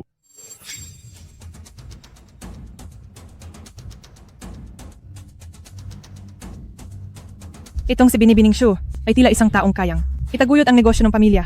Binibini, hindi pa kayo lubos na magaling. Anumang mahalagang bagay ay hindi kailangang madaliin. Nasugatan ng malubha si Binibining Shu dahil sa akin. Paano ko ito matitiis? Walang kapantay ang galing ni Ginoong Zhao. Wala rin tayong maitutulong dito. Bakit kailangang magpakababa ng Binibini? Ganyan pala ang tingin niyo sa akin. Ginoong Zhao, hindi iyon ang aming ibig sabihin. Nga pala, kumusta na si Binibining Shu? Nakulam siya. Kulam? Katulad ba ito ng kulam sa puso na tumama sa akin? Hindi. Mas malala ang kulam niya kaysa sa iyo. Ikaw ang unang nakulam at nadamay si Shuyan. Binibining Ye. Hindi ba dapat may alam ka rito? Ang pinakamalubhang kulam sa mundo ay nagmumula sa sektang Wugu. Ang kulam sa puso ay pag-aari nila. Ngunit ang pamilya Ye ay hindi kailanman nagkasala sa kanila. Bakit nila ako sasaktan? Marahil ay dahil ito sa darating na pagtitipon? May hindi po kayo alam? 30 taon na ang nakalipas, isang miyembro ng pamilya ng Ngong ang sumali sa sektang Wugu. Sayang, at nakatakas si Ngong Jue. Tila, ang pamilya ng Ngong ay isa na ngayong tau-tauhan ng sektang Wugu. Sektang Wugu, pagtitipon. Pag-usapan natin yan mamaya. Binibining Ye. Sabi mo kanina, may paraan para iligtas si Shuyan. Ano ang paraang iyon? Kahit ang Ginoong Zhao na nagturo sa kamahalang haring mediko ay walang paraan para iligtas si Binibining Shu. Ang mga sumpa sa mundo ay kaya kong gamutin. Pero ang sumpang ito, ang pinakamalupit na uod ay kailangang pakainin ng dugo. Kung mas malakas ang may-ari, mas malakas din ang uod na ito. At ang uod sa loob ni Shuyan, ang dugong sinipsip nito ay ang dugo ko noong nasa rurok ako para ito ay matanggal. Maliban na lang. Ganito ang nangyayari. Ang pagtitipon ay para sa pinuno, para salubungin ang makapangyarihang tao. Ang aming pamilya Ye ay may 2 slot para rito. Kung pupunta si Ginoong Zhao doon at makikita ang makapangyarihang tao, baka makahingi siya ng tulong para kay Binibining Shu at magiging maayos na ang lahat. Sige na, sabihin mo muna ang tungkol sa sektang Wugu. Ano ba ang pinagmulan nila? At bakit nila tinatarget ang pagtitipon? Maaaring hindi alam ni Ginoong Zhao. Ang sektang Wugu ay isang puwersa, nakapantay ng pintuan ng kawalang hanggan. At ngayong ang makapangyarihang tao ay malapit na ring lumabas. Kaya naman, ang sektang Wugu ay natatakot. Kaya gusto nilang gamitin ang pagtitipon para saktan ang makapangyarihang tao. Mga langgam lang silang lahat. Hindi nila ako kayang saktan. Ginoong Zhao, mag-ingat sa salita. Ang pagpapanggap bilang makapangyarihang tao ay may parusang kamatayan. Kung malalaman nila ito. Kahit ang aming pamilya Ye ay hindi ka mapoprotektahan. Panginoon, si Binibining Ye ay tama sa kanyang sinabi. Ang pintuan ng kawalang hanggan ang pinakamalakas. At ngayon nga may makapangyarihang tao na lalabas. Wag mo silang kakalabanin. Hindi ordinaryo si Ginoong Zhao, pero kumpara sa kanya, sa totoong immortal na iyon, ay wala kang binatbat. Ang makapangyarihang tao na iyon ay iginagalang kahit ng pinuno ng pintuan ng kawalang hanggan. At ang pagtitipon na ito ay iba kaysa sa mga nakaraan. Oh, anong pinagkaiba nito? Dahil ang pagtitipon na ito ay welcome party para sa kanya. Kung sino man ang makakuha ng pabor ng makapangyarihang tao, ito ay pag-angat ng isa at lahat ay damay. Panginoon, ang pinuno na si Immortal na Qing Xuan ay hindi dapat maliitin. Mas mabuting mag-ingat ka. Ako ang makapangyarihang tao na sinasabi mo. Panginoon, posible bang may ugnayan kayo sa Immortal na Qing Xuan? Ang tinutukoy mong si Monting Xuan ay siya lamang noong mga panahong iyon ay isang alagad ng tao lamang sa tabi ko. Hindi ko akalaing ang Immortal na Qing Xuan ay naging tagasunod nyo rin, Panginoon. Ginoong Zhao, may utang na loob ako sa inyo at hindi ko iyon malilimutan. Ngunit kung babastusin niyo ang pintuan ng kawalang hanggan at ang makapangyarihang tao na iyon, hindi ako maaaring manahimik na lamang. Dahil sa ngayon ay isa na akong alagad sa pangalan ng pintuan ng kawalang hanggan. Hindi ko akalaing si Binibining Ye ay isa na palang ganap na alagad sa pangalan ng pintuan ng kawalang hanggan. Tama. Ang pagtitipon para sa aming binibini ay isang formalidad lamang. Pagkatapos ng pagtitipon, ang binibini ay magiging opisyal na alagad ng pintuan ng kawalang hanggan. Ang slot para sa pagtitipon ay naibigay ko na kay Binibining Shu. Bukod doon ay ibibigay ko rin ang bahagi ng negosyo ng Ye Group kay Binibining Shu bilang ganti sa pagliligtas sa akin ni Ginoong Zhao. Ngunit kung may iba pang iniisip si Ginoong Zhao, pinapayuhan ko kayo na alisin na agad ang kaisipang iyan. Alam kong magaling kayong lumaban. Ngunit hindi tayo para sa isa't isa. Dahil ang makapangyarihang tao lamang ang karapat-dapat para kay Ye Qingcheng bilang aking dakilang bayani.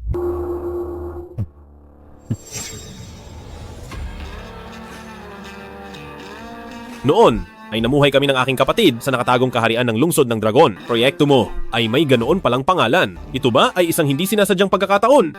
O talagang nagbalik na ang isang lumang kaibigan? Panginoon, balak ng sektang Wugu na saktan kayo sa pagtitipon. Ang bagay na ito, dapat ba nating ipaalam sa pintuan ng kawalang hanggan? Wag na.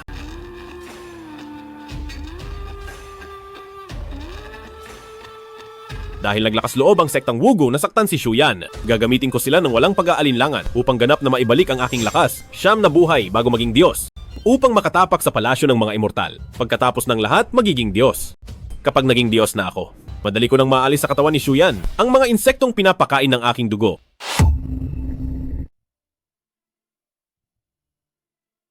Matagal nang hindi bumabalik ang guro. Simple lang itong palasyo ng kawalang hanggan. Paano kung hindi masiyahan ang guro?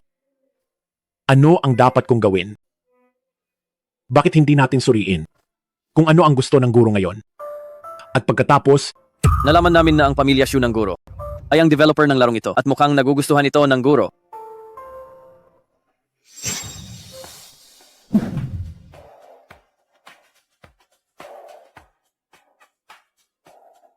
Panginoon, ano po ito? pagbati sa inyo, aking guro. Pasensya na po sa pang-iistorbo. Nais kong ganapin ang pagtitipon sa inyong dating tahanan. Ano po ang inyong palagay? Pinapayagan. Sa nakatagong kaharian ng lungsod ng Dragon.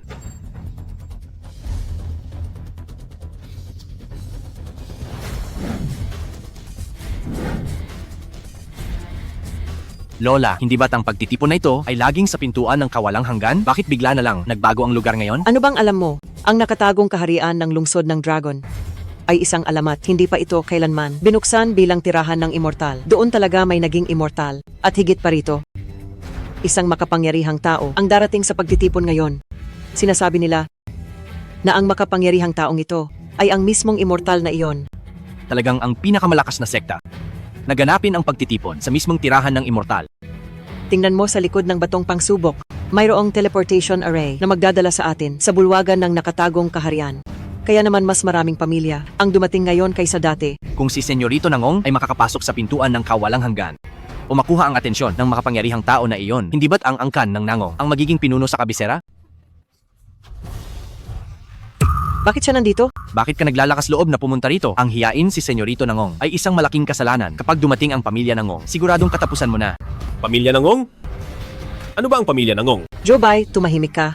Puro mga eksperto ang nasa pagtitipon. Ang ama ni Nangong Jue ay isang dakilang guro. Habang wala pa ang pamilya Nangong, umalis ka na agad. Saan ka pupunta? Ngayong nandito ka na, huwag ka nang umalis. Aalis. Kung aalis ako, paano matutuloy ang pagtitipon? Nakakatawa. Sino ka ba sa tingin mo? Huwag mong sabihing ang pagtitipon ay para sa iyo talaga. Tama ang sinabi mo. Ang pagtitipon na ito ay para nga sa akin. Ikaw. Lola. Jobay, ano itong pinagsasabi mong kalokohan? Ang makapangyarihang tao ng pintuan ng kawalang hanggan, ang tunay na immortal. Kung gusto mong mamatay, huwag mong idamay ang pamilya Shu. Walang sino man sa mundo ang kayang tumalo sa akin. Kahit ang immortal, ano ba siya sa tingin nyo? Kamalasan ka talaga. Naghahanap ka ng gulo. Senyorito Nangong, hahaha. Ang basurang ito at ang pamilya Shu ay walang kinalaman sa isa't isa. Huwag mo kaming idamay dahil sa kanya. Pwede ko namang palampasin ang pamilya Shu. Yung Shushu yan na nakita ko noon. Dalhin niyo siya sa kama ko ngayong gabi. Haha, ayos iyan, Senyorito Nangong. Madaling pag-usapan iyan. Pagkatapos ng pagtitipon na ito, ihahatid ko siya sa kama mo. Hahaha. Ayos. Nakikita mo ba? Ngayong gabi ang babae mo ay mapupunta sa kama ko. Hahaha. Tingin ko ayaw mo nang mabuhay. Aray. Ang kamay ko.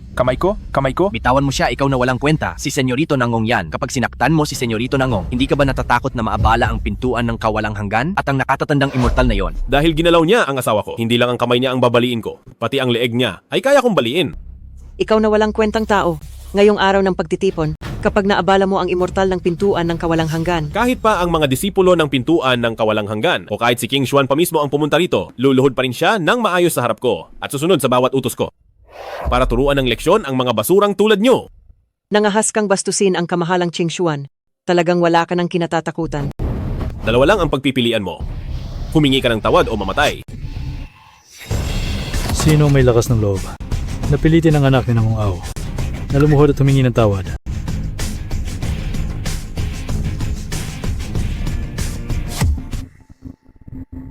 Pakawalan mo ang anak ko at hahayaan kitang mamatay ng buo. Kung hindi, ano? Kung hindi ay dudurugin ko ang bangkay mo. Ang punong Nangong ay isang dakilang guro. Ang pumatay ng isang tao para sa kanya ay kasing dali lang ng pagpisa ng isang langgam. Patay ka na ngayong bata ka.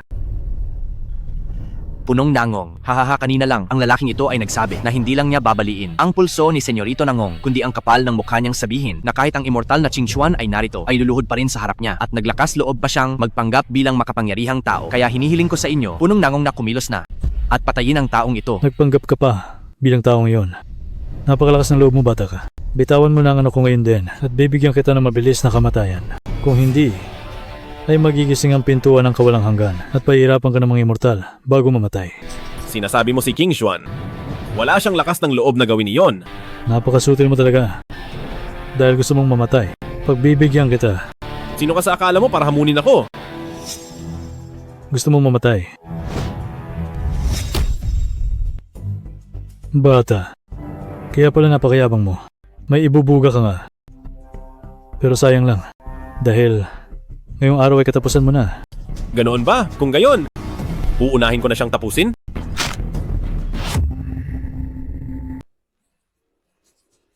Lola, ang basurang ito ay talagang binali ang pulso ni Senyorito Nangong. Hindi ito ganoon kasimple. Sinira niya ng tuluyan ang ugat ni Senyorito Nangong. Tanggap pa ang bali sa pulso.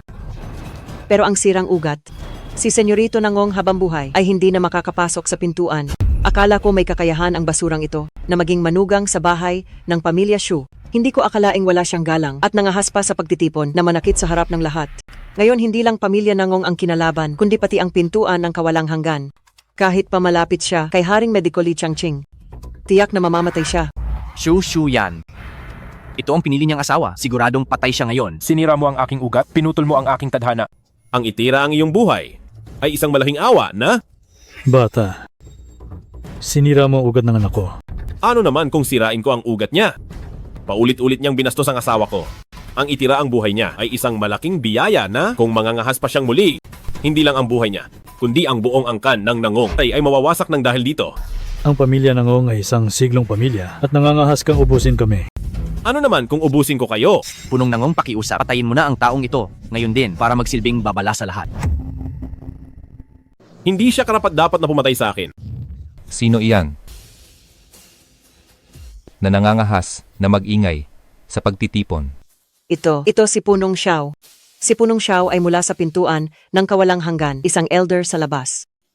Ang antas niya ay mas mataas sa maestro ng martial arts. Hindi na siya karaniwang tao, kundi isang maalamat na kultibador. Ang basura ay basura talaga. Dahil lang may kaunting galing ka, ay nangahas ka na sa pagtitipon na gumawa ng gulo. Ngayong narito na si Punong Xiao. Tingnan natin kung sino ang magliligtas sa kanya.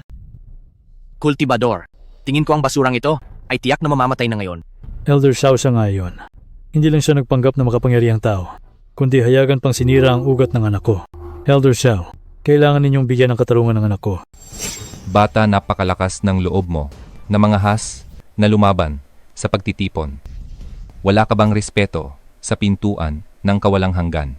Wala ka bang respeto kay immortal na Qing Xuan sa iyong mga mata? Elder Xiao?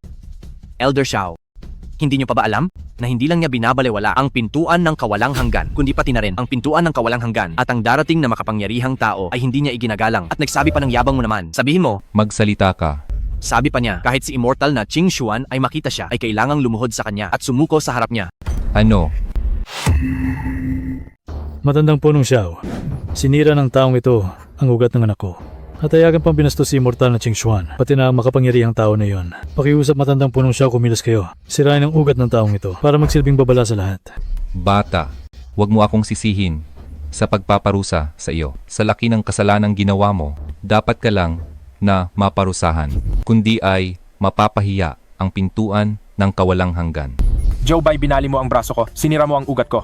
Ngayong araw ay sisiguraduhin kong pagbabayaran mo ito ng malupit. Mukhang masyado akong naging mabait kanina. Bata, anong ginagawa mo? Pinapayuhan kitang bitawan agad ang anak ko. Kundi ay hindi lang ikaw ang mamamatay. Pati sila ay idadamay ko sa libing ng anak ko. Bata, pinapayuhan kitang huwag gumawa ng gulo, kundi ay para sa iyong mga ginawa. Magbabayad ka ng mahal. Binabantaan mo ba ako? Hindi ito banta, kundi katotohanan. Kakampi ng pamilya Xiao ang pamilya Nangong. Kapag ginalaw mo si Senyorito Nangong, kalaban mo na ang pamilya Xiao at ang buong pintuan ng kawalang hanggan. Bata, aminin ko na may kakayahan ka nga. Pero sa harap ng Matandang Punong Xiao, wala lang ang galing mo. Pinapayuhan kita na kapag ginalaw mo ang anak ko, kahit isang hibla ng buhok, lahat na may kaugnayan sa'yo ay kailangang mamatay. Ikaw na walang kwenta ka. Talaga bang gusto mong ipahamak ang pamilya Xu? Hindi ba ikaw na walang kwenta? Kung gusto mong mamatay, huwag mo kaming idamay sa pamilya Ashu. Sinabi ko na sa inyo noon pa na kahit ang sinasabi ninyong immortal na Qing Xuan ay darating, kailangan niyang lumuhod sa harap ko at sumuko ng lubusan. Ano nga ulit ang sinabi mo? Hindi ko kasi narinig ng malinaw. Pakikinggan mo ng mabuti. Kapag ginalaw mo ang anak ko, kahit isang hibla ng buhok, lahat ng may kaugnayan sa iyo ay mamamatay.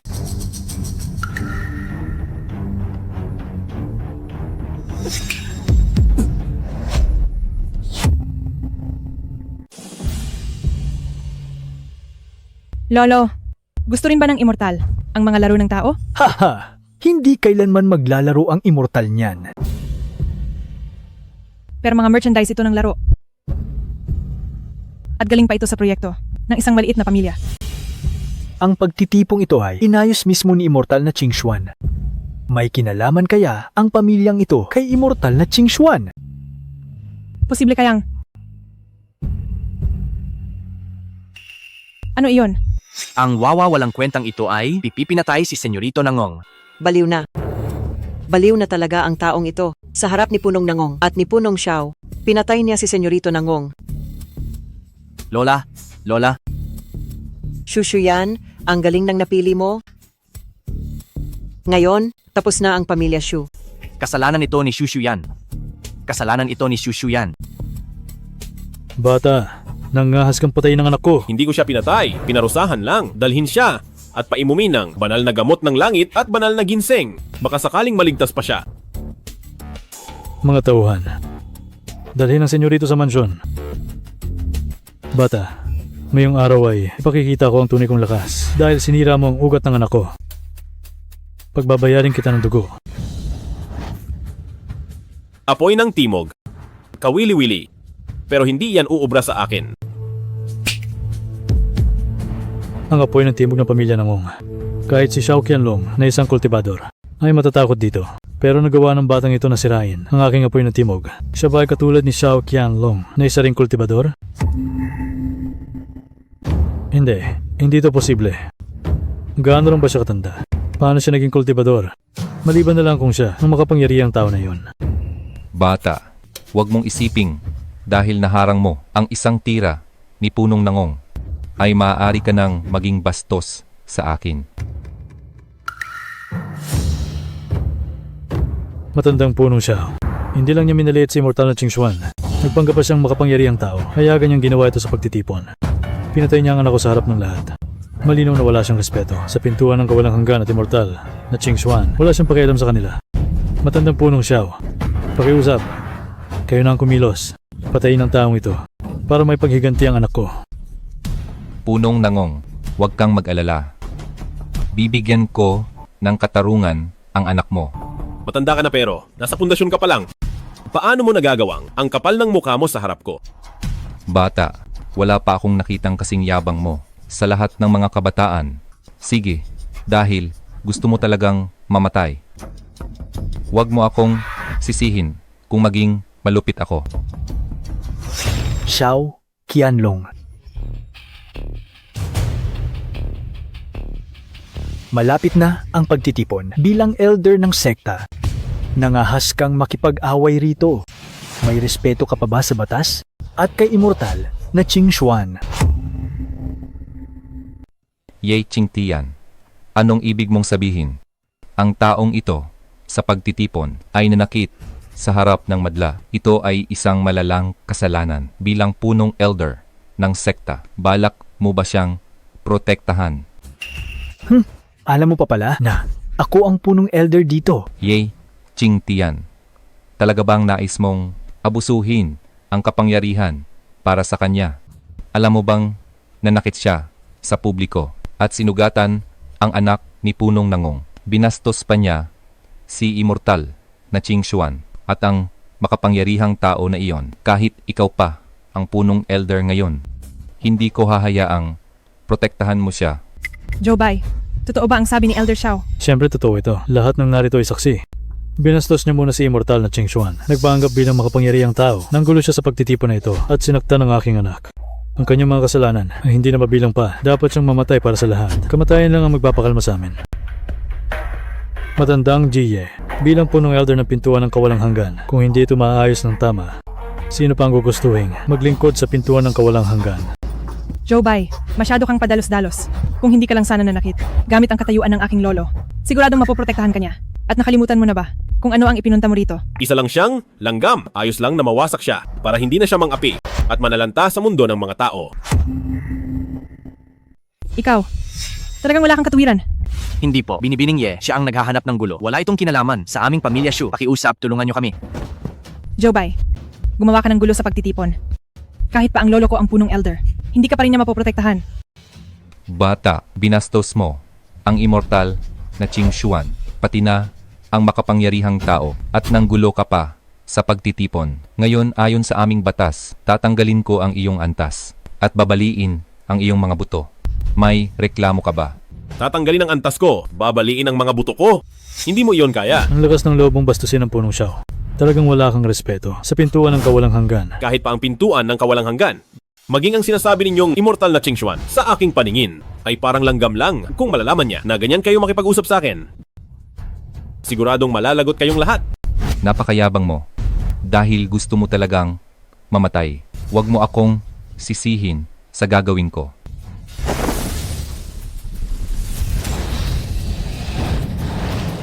Siyam na dragon ng langit. Xiao Qianlong, nagawa niyang makuha ang siyam na dragon ng langit.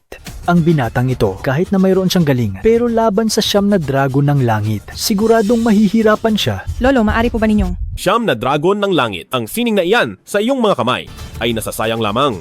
Mamatay ka na. Sige. Ngayong araw ay ipapakita ko sa iyo ang tunay na siyam na dragon ng langit. Sandali lang. Ye Ching Tian, bilang punong elder ng sekta, balak mo ba talagang protektahan ang batang ito na paulit-ulit na lumalapastangan sa nakakataas? Ang immortal na Qingxuan ay may mataas na paggalang sa makapangyarihang tao na ito. Kung siya nga talaga ang dakilang taong iyon, tiyak na ang kanyang talento ay pambihira. Elder Ye, huwag mong sabihing iniisip mong ang taong ito ay ang makapangyarihang tao na iyon? Kung siya ang makapangyarihang tao na yon, ako naman ay isang immortal sa langit. Lolo, patawad po. Dahil nahihirapan kayo ng dahil sa akin.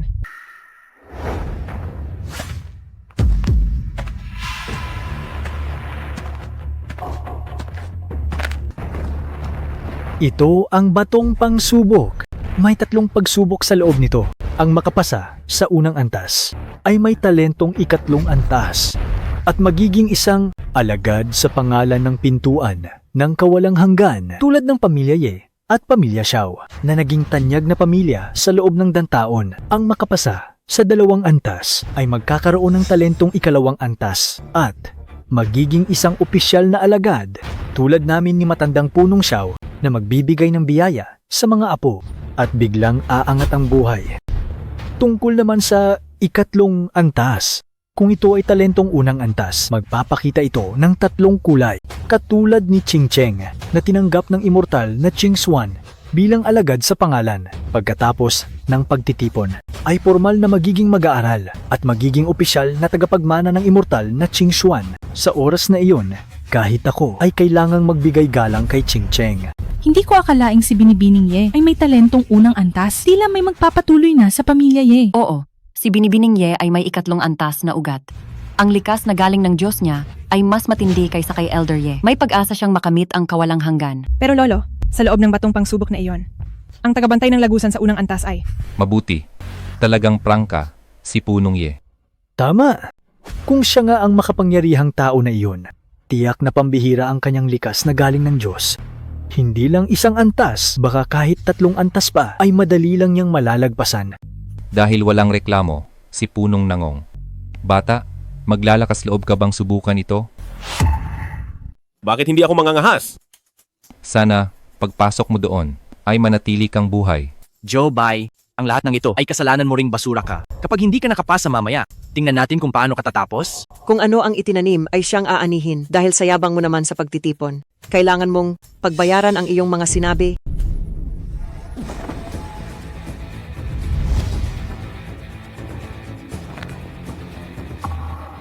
Itong si Munting Xuan, ano bang nakain niya? Ano pang hinihintay mo? Nandito na tayo sa puntong ito. Umaasa ka pa ring makakalaban. Hay nako, ang basura ay basura talaga. Hinding-hindi ka magiging tunay na dragon.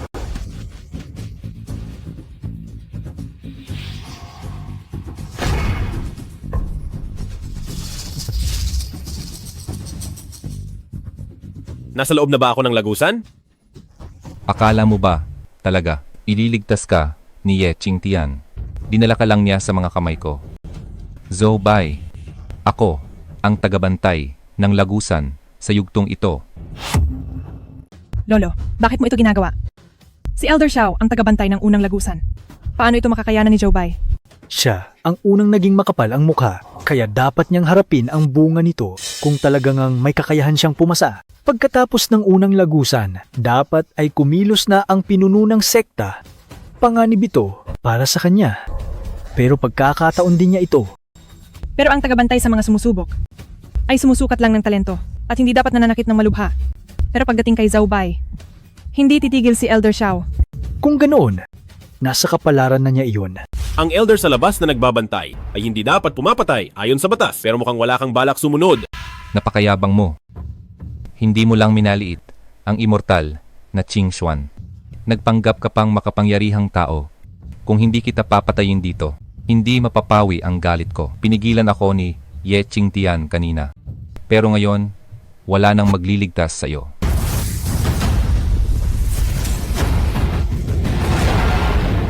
Sige, ganoon din ang iniisip ko.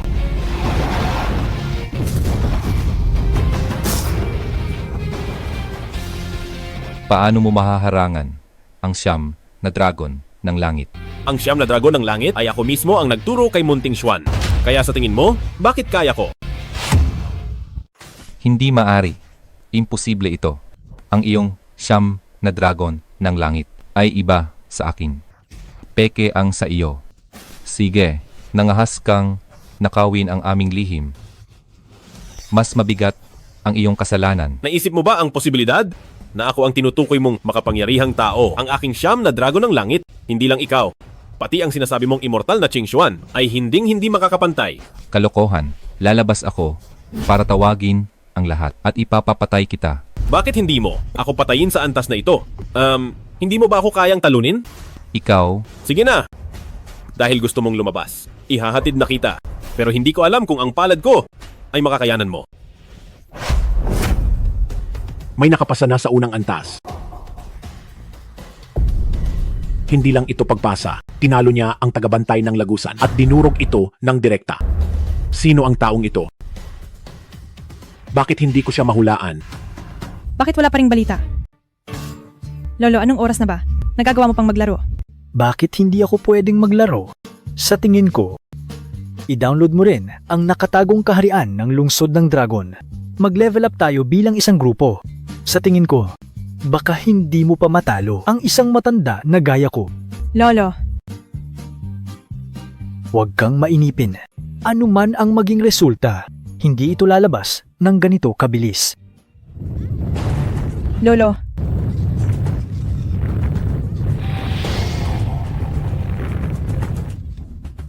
Nakapasa siya.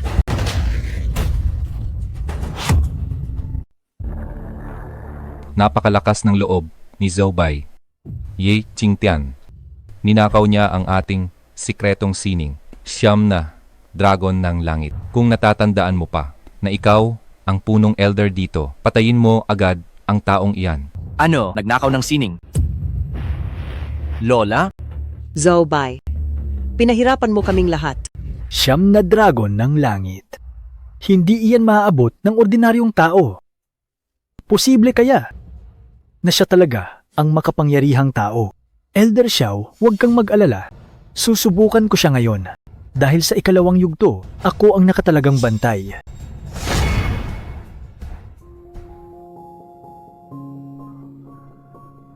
Zhou-Bai, bakit ngayon ka lang bumalik? Shuyan, ayos ka na ba?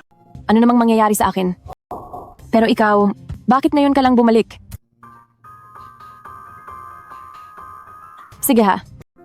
Kinalimutan mo na ba ako? Paano mangyayari iyon? Mabuti at ayos ka lang. Pakiramdam ko lang. Parang may nakalimutan ako. Ay naku. Sabi ko na nga ba? Buti pinaalala mo sa akin. Luto na ang mga pagkain. Ihahain ko na ngayon. Shuyan, Shuyan. Bakit mo ako tinatawag? Wala lang. Ako na ang maghahain. Kung ganito lang sana ang buhay natin. Napakasaya siguro. Ang ikalawang yugto ay para sa determinasyon. Para makita kung matatag ang loob, kung malalampasan ang ilusyon. Ang mahika ng ilusyon. Ang pinakamahusay kong galing, iyon lang pala ang gusto mo. Wala lang pala iyon. Dahil ang mga kabataan, ang kanilang puso. Hindi naman ganoon katatag. Zhou-Bai, handa ka bang habang buhay? Na makasama ako sa ganitong buhay. Ako. Hawak ko na ang kumpanya ngayon. Tinanggap ka na rin ni Lola. At sa hinaharap, magkakaroon din tayo ng sariling anak. Sabihin mo na kung papayag ka. Zhou-Bai, kapag pumayag ka sa yugtong ito, talo ka na. Sige ba?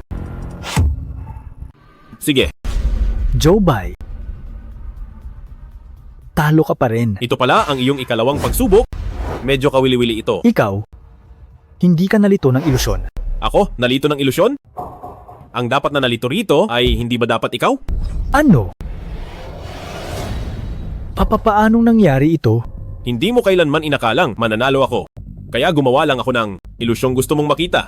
Naniwala ka sa aking pagkatalo. Elder Ye, masyado kang nadala? Paano nangyari iyon? Kailan mo ito ginawa? Ang iyong ilusyon. Paanong mas malakas ito sa akin? Ang iyong ilusyon? Napakagaling ba nito? Sa kapangyarihan ng immortal, hindi lang ilusyon. Kahit ang paggawa ng munting mundo ay napakadali lang. immortal. Sige na, oras na para lumabas sa ikalawang pagsubok. Ang ilusyon ni Lolo ay nasa rurok na.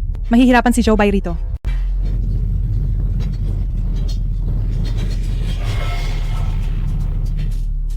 Na nakapasa siya? Nakalampas siya. Paano nangyari ito? Naintindihan ko na. Siguradong ikaw yon. Yeah, Qingtian. Alang-alang sa'yo, pinagbigyan mo ang batang ito. Lolo, anong nangyari sa'yo? Pinghong, Ang galing mo, Ye Qingtian. Sa harap ng nagnakaw ng ating sining, nagawa mo pang magpigil? Naaalala mo pa ba na ikaw ang punong elder ng pintuan ng kawalang hanggan? Ito ba ay totoo? O isang ilusyon lamang? Ano? Si Joe Bai, nagtagumpay ba siya? O nabigo? Hindi, mali. Gusto ko ba siyang magtagumpay? O gusto ko siyang mabigo? Nagtagumpay siya. Hala Lolo, anong nangyayari sa'yo? Elder Ye, hindi mo man siguro ito ginagawa para lang pagtakpan ang pagbibigay mo? Ang ilusyon ni Zhao Bai ay higit pa sa akin. Posible kaya? Posible kayang siya talaga ang makapangyarihang tao? Elder Yi, may hangganan din ang pagbibiro. Si Joe Bai, siya talaga? Kung siya nga ba iyon, malalaman natin sa ikatlong pagsubok dahil ang nagbabantay doon ay... Nalagpasan na naman ang ikalawa. Sino ang taong ito? Kahit ako, hindi ko malaman ang kanyang pagkatao. Maaari kayang... Sino ang pumasok ng wala sa oras sa nakatagong kaharian ng lungsod ng dragon? Ay naku. Munting Juan, hindi ko akalaing ikaw ang sa ikatlong pagsubok. AMP, ang tagal namang walang balita. Siguradong si Immortal na Qing Xuan ay tinapos na ang batang iyon. Hindi basta-basta kumikilo si immortal na Qing Xuan. Paano mo na lamang tinapos na si Joe Bai? Kailangan pa bang itanong yan? Sinaktan muna ng batang iyon ang anak ko. Pagkatapos, ay ininsulto pa si immortal na Qing Xuan at nagpanggap na makapangyarihang tao. Si immortal na Qing Xuan ay paano siya hahayaang makapasa ng ganun lang? Hindi pa alam ito ni immortal na Qing Xuan. Walang hanggan ang kapangyarihan ni Immortal na Qing Xuan. Napaka-importante ng pagtitipon na ito. Kung may gusto siyang malaman, ay madali lang iyon para sa kanya. Ito. Tapos na tayo, Lola. Ano na ang gagawin natin? Nagalit natin si Immortal na Qing Xuan? Anong gagawin natin si immortal na Qing Xuan iyon? Nagawa nating galitin ang isang immortal. Lahat ng kalahok sa pagtitipon na ito, pumasok na sa nakatagong kaharian ng lungsod ng dragon. Ang tagal namang walang balita. Siguradong si Immortal na Qing Xuan ay tinapos na ang batang ito. Pinapapunta na tayo para makita ang makapangyarihang tao. Wala na tayong dapat pang alalahanin kay Zhou Bai. Masyado ko bang inasahan si Joe Bai? Huwag na kayong maghintay. Gagamit ako ng mahika. Sumama na kayong lahat sa akin.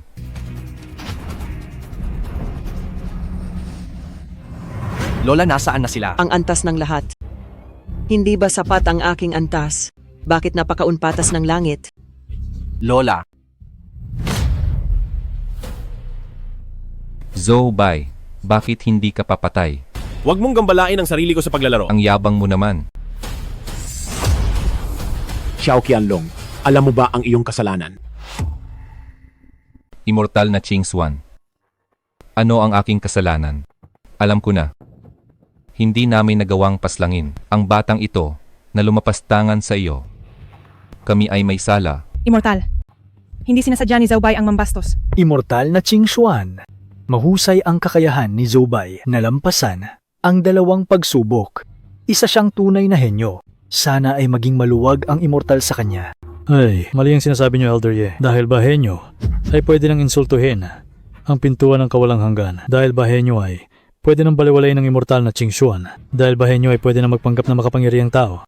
Huwag niyo pong kalilimutan, Elder Ye, na kayo ang punong elder ng pintuan ng kawalang hanggan. Napakatapang niyo.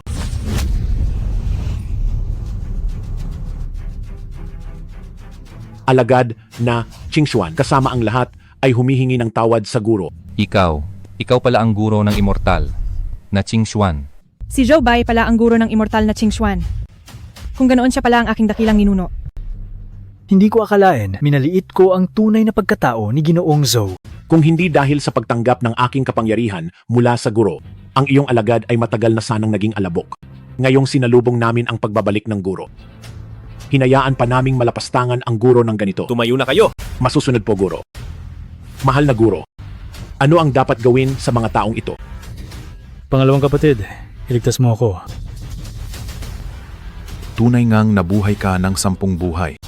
Hanga ako sa immortal na muling nabuhay. Bilib ako sa iyo.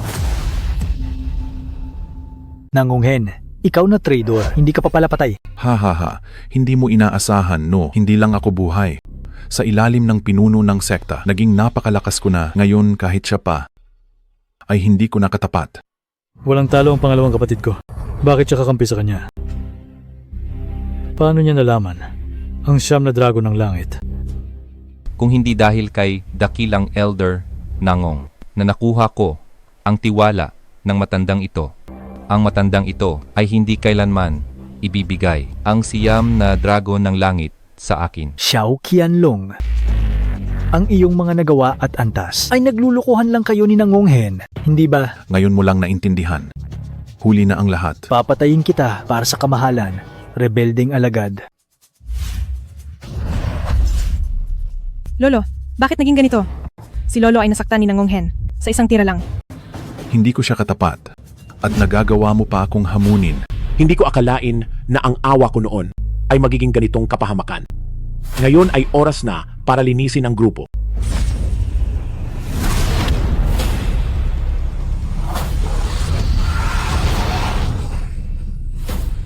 Gagamitin na ni Immortal na Qingxua ng siyam na dragon ng langit. Si Nangonghen ay tiyak na mamamatay. Malakas ba ang siyam na dragon ng langit? Sining nalalamon sa langit.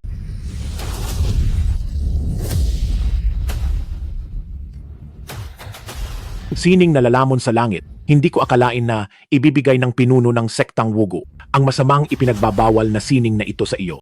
Kung wala akong ganitong paraan, bakit ko ilalantad ang aking pagkatao? Ang susunod sa akin ay uunlad. Ang lalaban sa akin ay mamamatay. Talo na si Qingxuan. Bakit hindi pa kayo lumuhod at sumuko?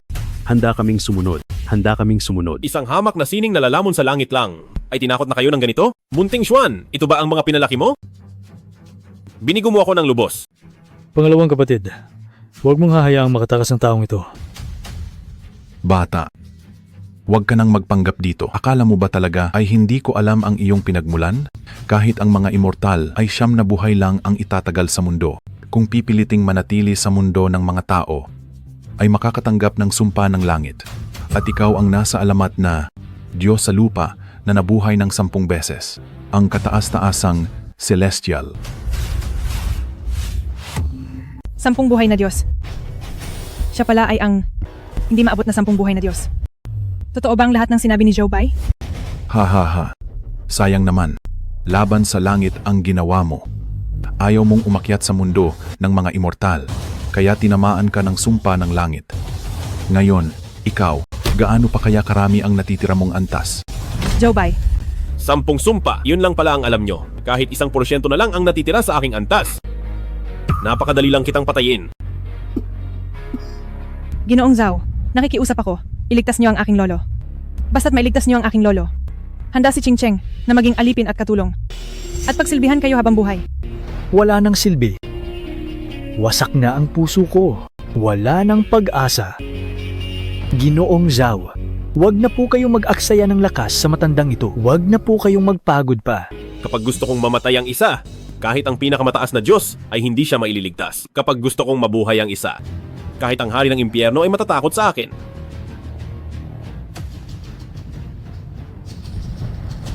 Ang kapal ng mukha mo. Ngayong araw, ako ay pumatay ng mga Diyos. At ipapadala kitang 10 buhay na Diyos sa Yellow Springs.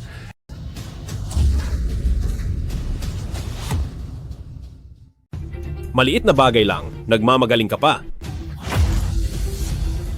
Paano niya ito nagawa?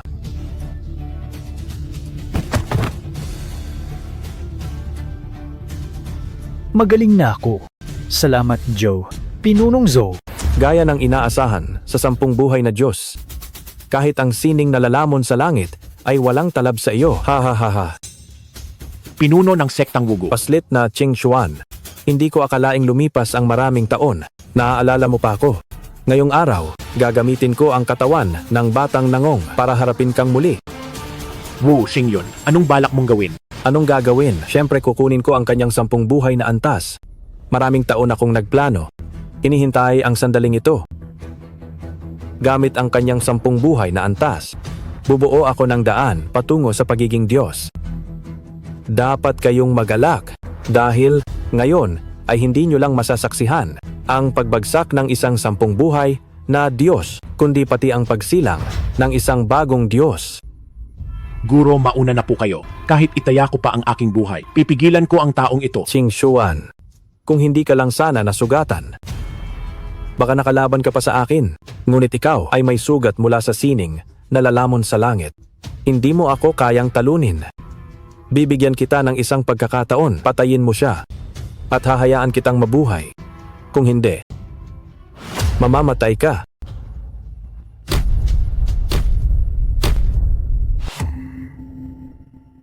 May sapat ka bang kakayahan para patayin ako? Malapit ka na mamatay.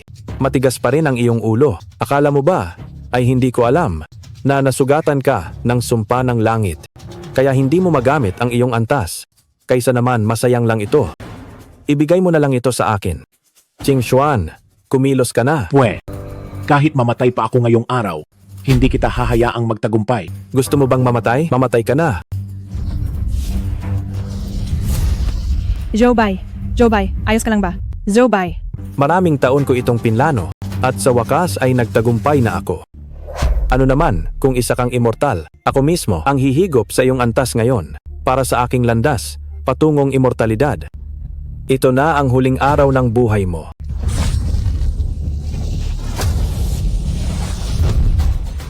Wu Xingyun, sayang lang ang tanda mo. Hindi ito maaari. Tinamaan ka ng buong lakas ko. Kahit dumanas ako ng sumpa ng langit, kahit wala nang natira sa antas ko, hindi ka dapat lumaban sa akin, langgam. Sinisip-sip mo ang aking antas. Wu Xingyun, akala mo ba hindi ko alam ang plano mo? Ninakaw mo ang aking dugo ng immortal. Sinaktan mo ang aking junior. Pinigilan akong matapos ang dakilang sining. Ngayon ay oras na para magbayad ka. Hindi ako makapaniwala. Ang aking antas, sa wakas ay bumalik na. Pagbati, guro. Maluwalhating pagbati, guro. Pagbati, guro. Maluwalhating pagbati, guro.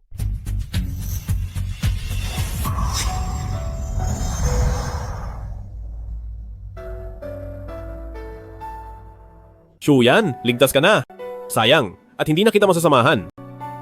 Baliwala ang mundo ng mga immortal. Kailangan ko nang pumunta sa mundo ng mga Diyos.